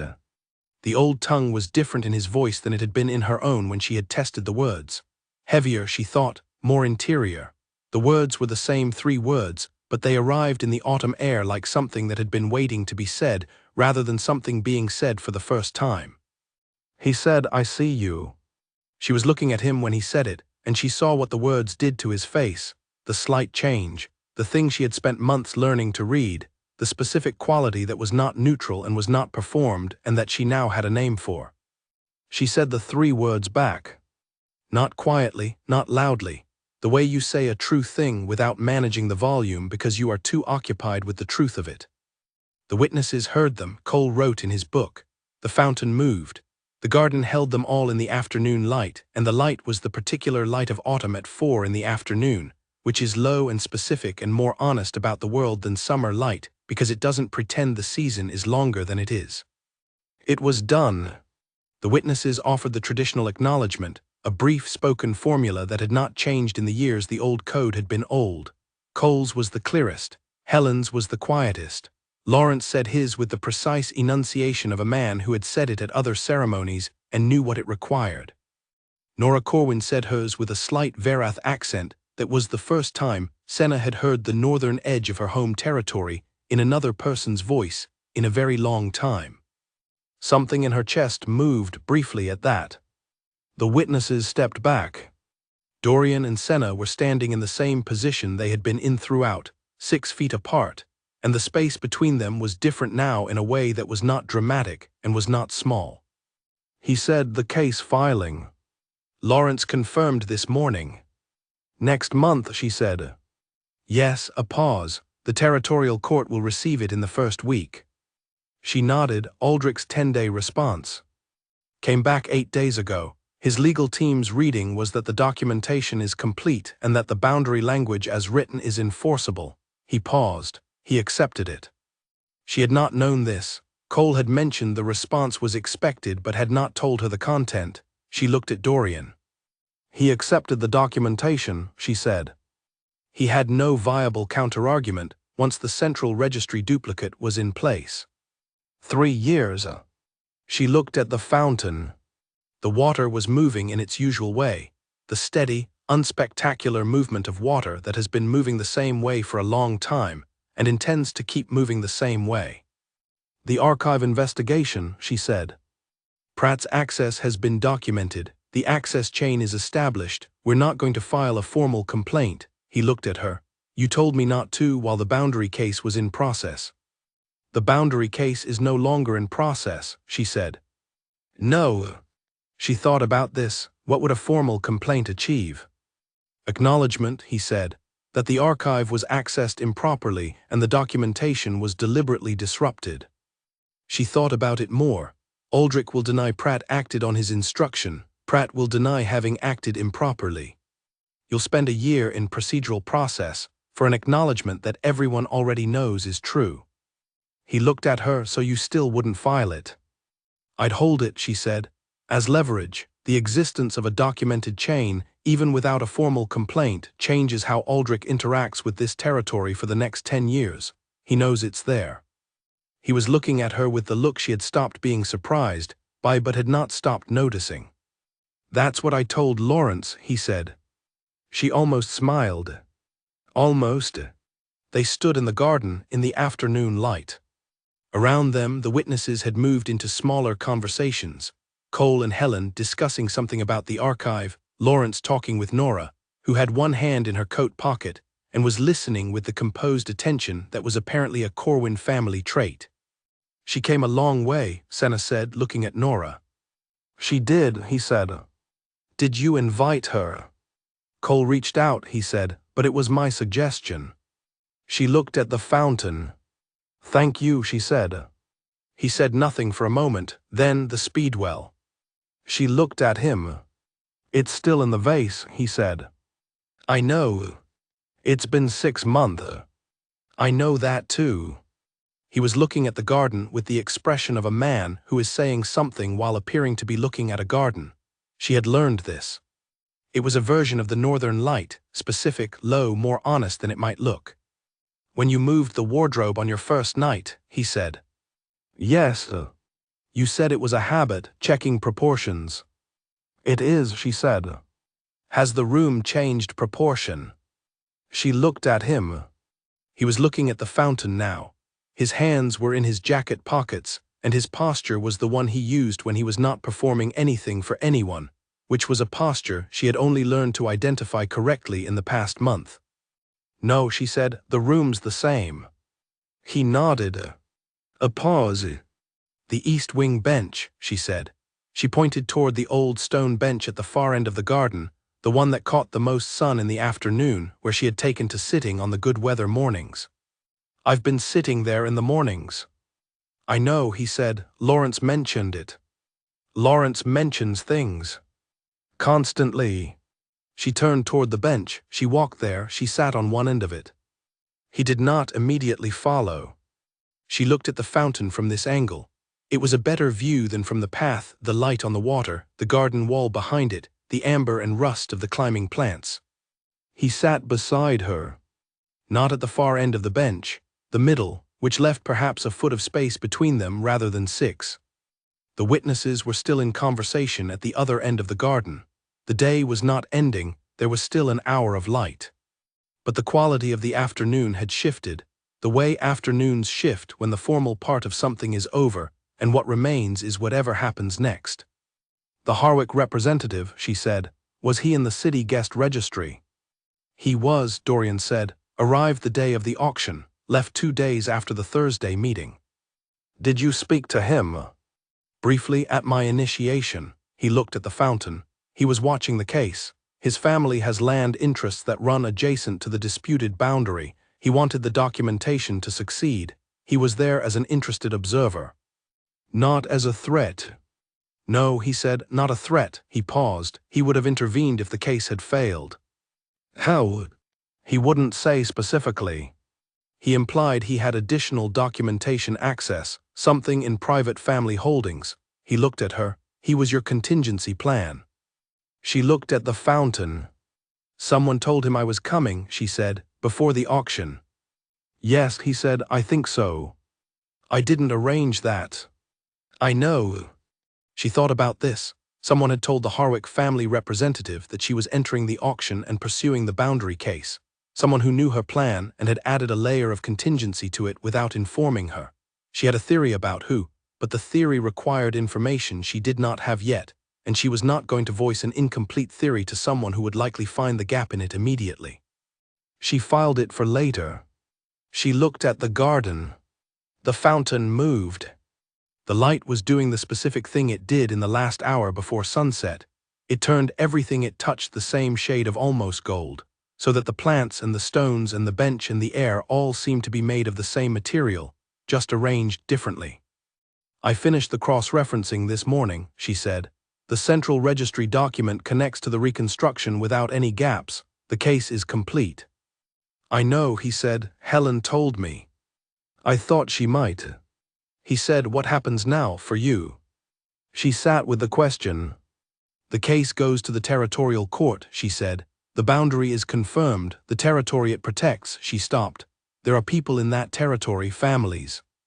People who have been farming land that has technically been in dispute for 50 years, which means they can't build permanent structures on it, can't take out credit against it, can't make long-term plans. When the boundary is confirmed, all of that changes. He was looking at her. That's what you came for, he said. Yes. Not just the archive, he said. Not just the documentation. The documentation is how you change the thing that actually needed changing, she said. The document is not the point. He was quiet. She looked at the garden, at the people she had come to know in 6 months in this palace. Cole with his folder and his very good eyes. Lawrence with his very short sentences under pressure. Helen with her boxes and her 50-year-old keeper instinct. Clara with her kind face and her willingness to find the right books. And Dorian, who had stopped in front of her in a line of 22 people and said this one without looking at her face, and who had sent her wildflowers that first night, and who had ridden north in 2 days, and who had prepared exit papers before the case was settled, and who was sitting on a garden bench in the October afternoon not at the far end. You should know, she said, that the Verath territory, the people in it. She stopped, she started again. My mother's family, they're the ones on the disputed land. He was very still. I was raised outside the territory, she said. I left when I was 17, but they're there, my mother's brothers, their families. She looked at the fountain. That's why I know what the documents prove. That's why I know the survey. I grew up hearing about it. He said nothing. The wrong started before I was born, she said. It's not dramatic. It's a legal problem. A paper problem. 50 years of not being able to fully exist in a place because no one with enough standing has been willing to do the work to fix the paper. He sat beside her on the bench and was quiet for a long time. She let him be quiet. She looked at the gold light on the garden wall. Why didn't you tell me earlier, he said. Because I was afraid that if it became personal it would change how you helped, she said. I was afraid of being pitied or being managed. Rather than being treated as someone who has built a real case on real evidence, she paused. I've spent 3 years being careful about that. He looked at her. I wouldn't have managed you, he said. I know that now, she said. I didn't know it then. He nodded. She had one more thing to say. She had thought about whether to say it. She decided. The letter to Nora Corwin, she said. I told her I believed you would go. What I didn't tell her and what I didn't tell you is that I believed it because I wanted to believe it. That's a different kind of belief. I was aware of that difference. He was looking at her. I know, he said. You know. I know you were aware of it, he said. I could tell from the letter. She looked at him. Nora showed you the full letter. She brought it with her. She handed it to me this morning. He paused. She said she thought I should see what the request had actually cost. Senna looked at the garden. She felt the full weight of that. The letter she had written, the careful, honest language of it, the place in it where she had said she was choosing to trust someone without being certain the trust was warranted, that had been in his hands this morning. And she said, he looked at the fountain for a moment. Then he turned and looked at her with the expression she knew, the one she had spent 6 months learning, the one that was not neutral and was not performed. And he said, I asked Cole to set up the garden. She looked at him. He was looking at the fountain. She understood. She looked at the fountain too. The water moved, the afternoon light was on it, the almost gold of the last hour. The garden held them both on the old stone bench, the climbers going amber and rust on the wall, the late flowers still open in the beds. Nora was across the garden in conversation with Lawrence. Cole was making a note in his book. Helen was looking at a climbing plant as if considering its horticultural merits. Everything was still in motion. The case, the court filing, the territory, the families on the disputed land who did not yet know that the paper was being fixed by a woman who knew the sound of their dialect and remembered it in the ivory rotunda, counting ceiling tiles, waiting. The court, the politics, the archive investigation on hold, the Harwick question unanswered, the 10 years of Aldrich knowing the documentation existed. All of it was still there. It did not press. She moved slightly on the bench. He noticed. It was a small movement, the kind that is not an action so much as an adjustment, the way you adjust your position when you have been sitting in one place for a while, and the next position is a few inches closer to the thing beside you. She was aware she had done it. She did not move back. He looked at the fountain. She looked at the fountain. The garden was quiet around them, full of the sound of water and the last birds of the afternoon, and the low voices of the people they both trusted in the places where the light was less specific and the day was moving on. He said very quietly, "Can I sit here for a while?" It was not the kind of question that needed the question mark. She said yes. She did not say anything after that. He did not say anything after that. The afternoon continued at its own pace, doing what afternoons do in a garden in October when something has been said in 3 words, and then said again in a different way, and then put down between 2 people on a bench to be looked at from a comfortable distance. The fountain moved. The light held as long as it could. Then it let go, the way good things eventually let go, not all at once but in stages, each stage its own color. They sat in the garden until it was almost dark.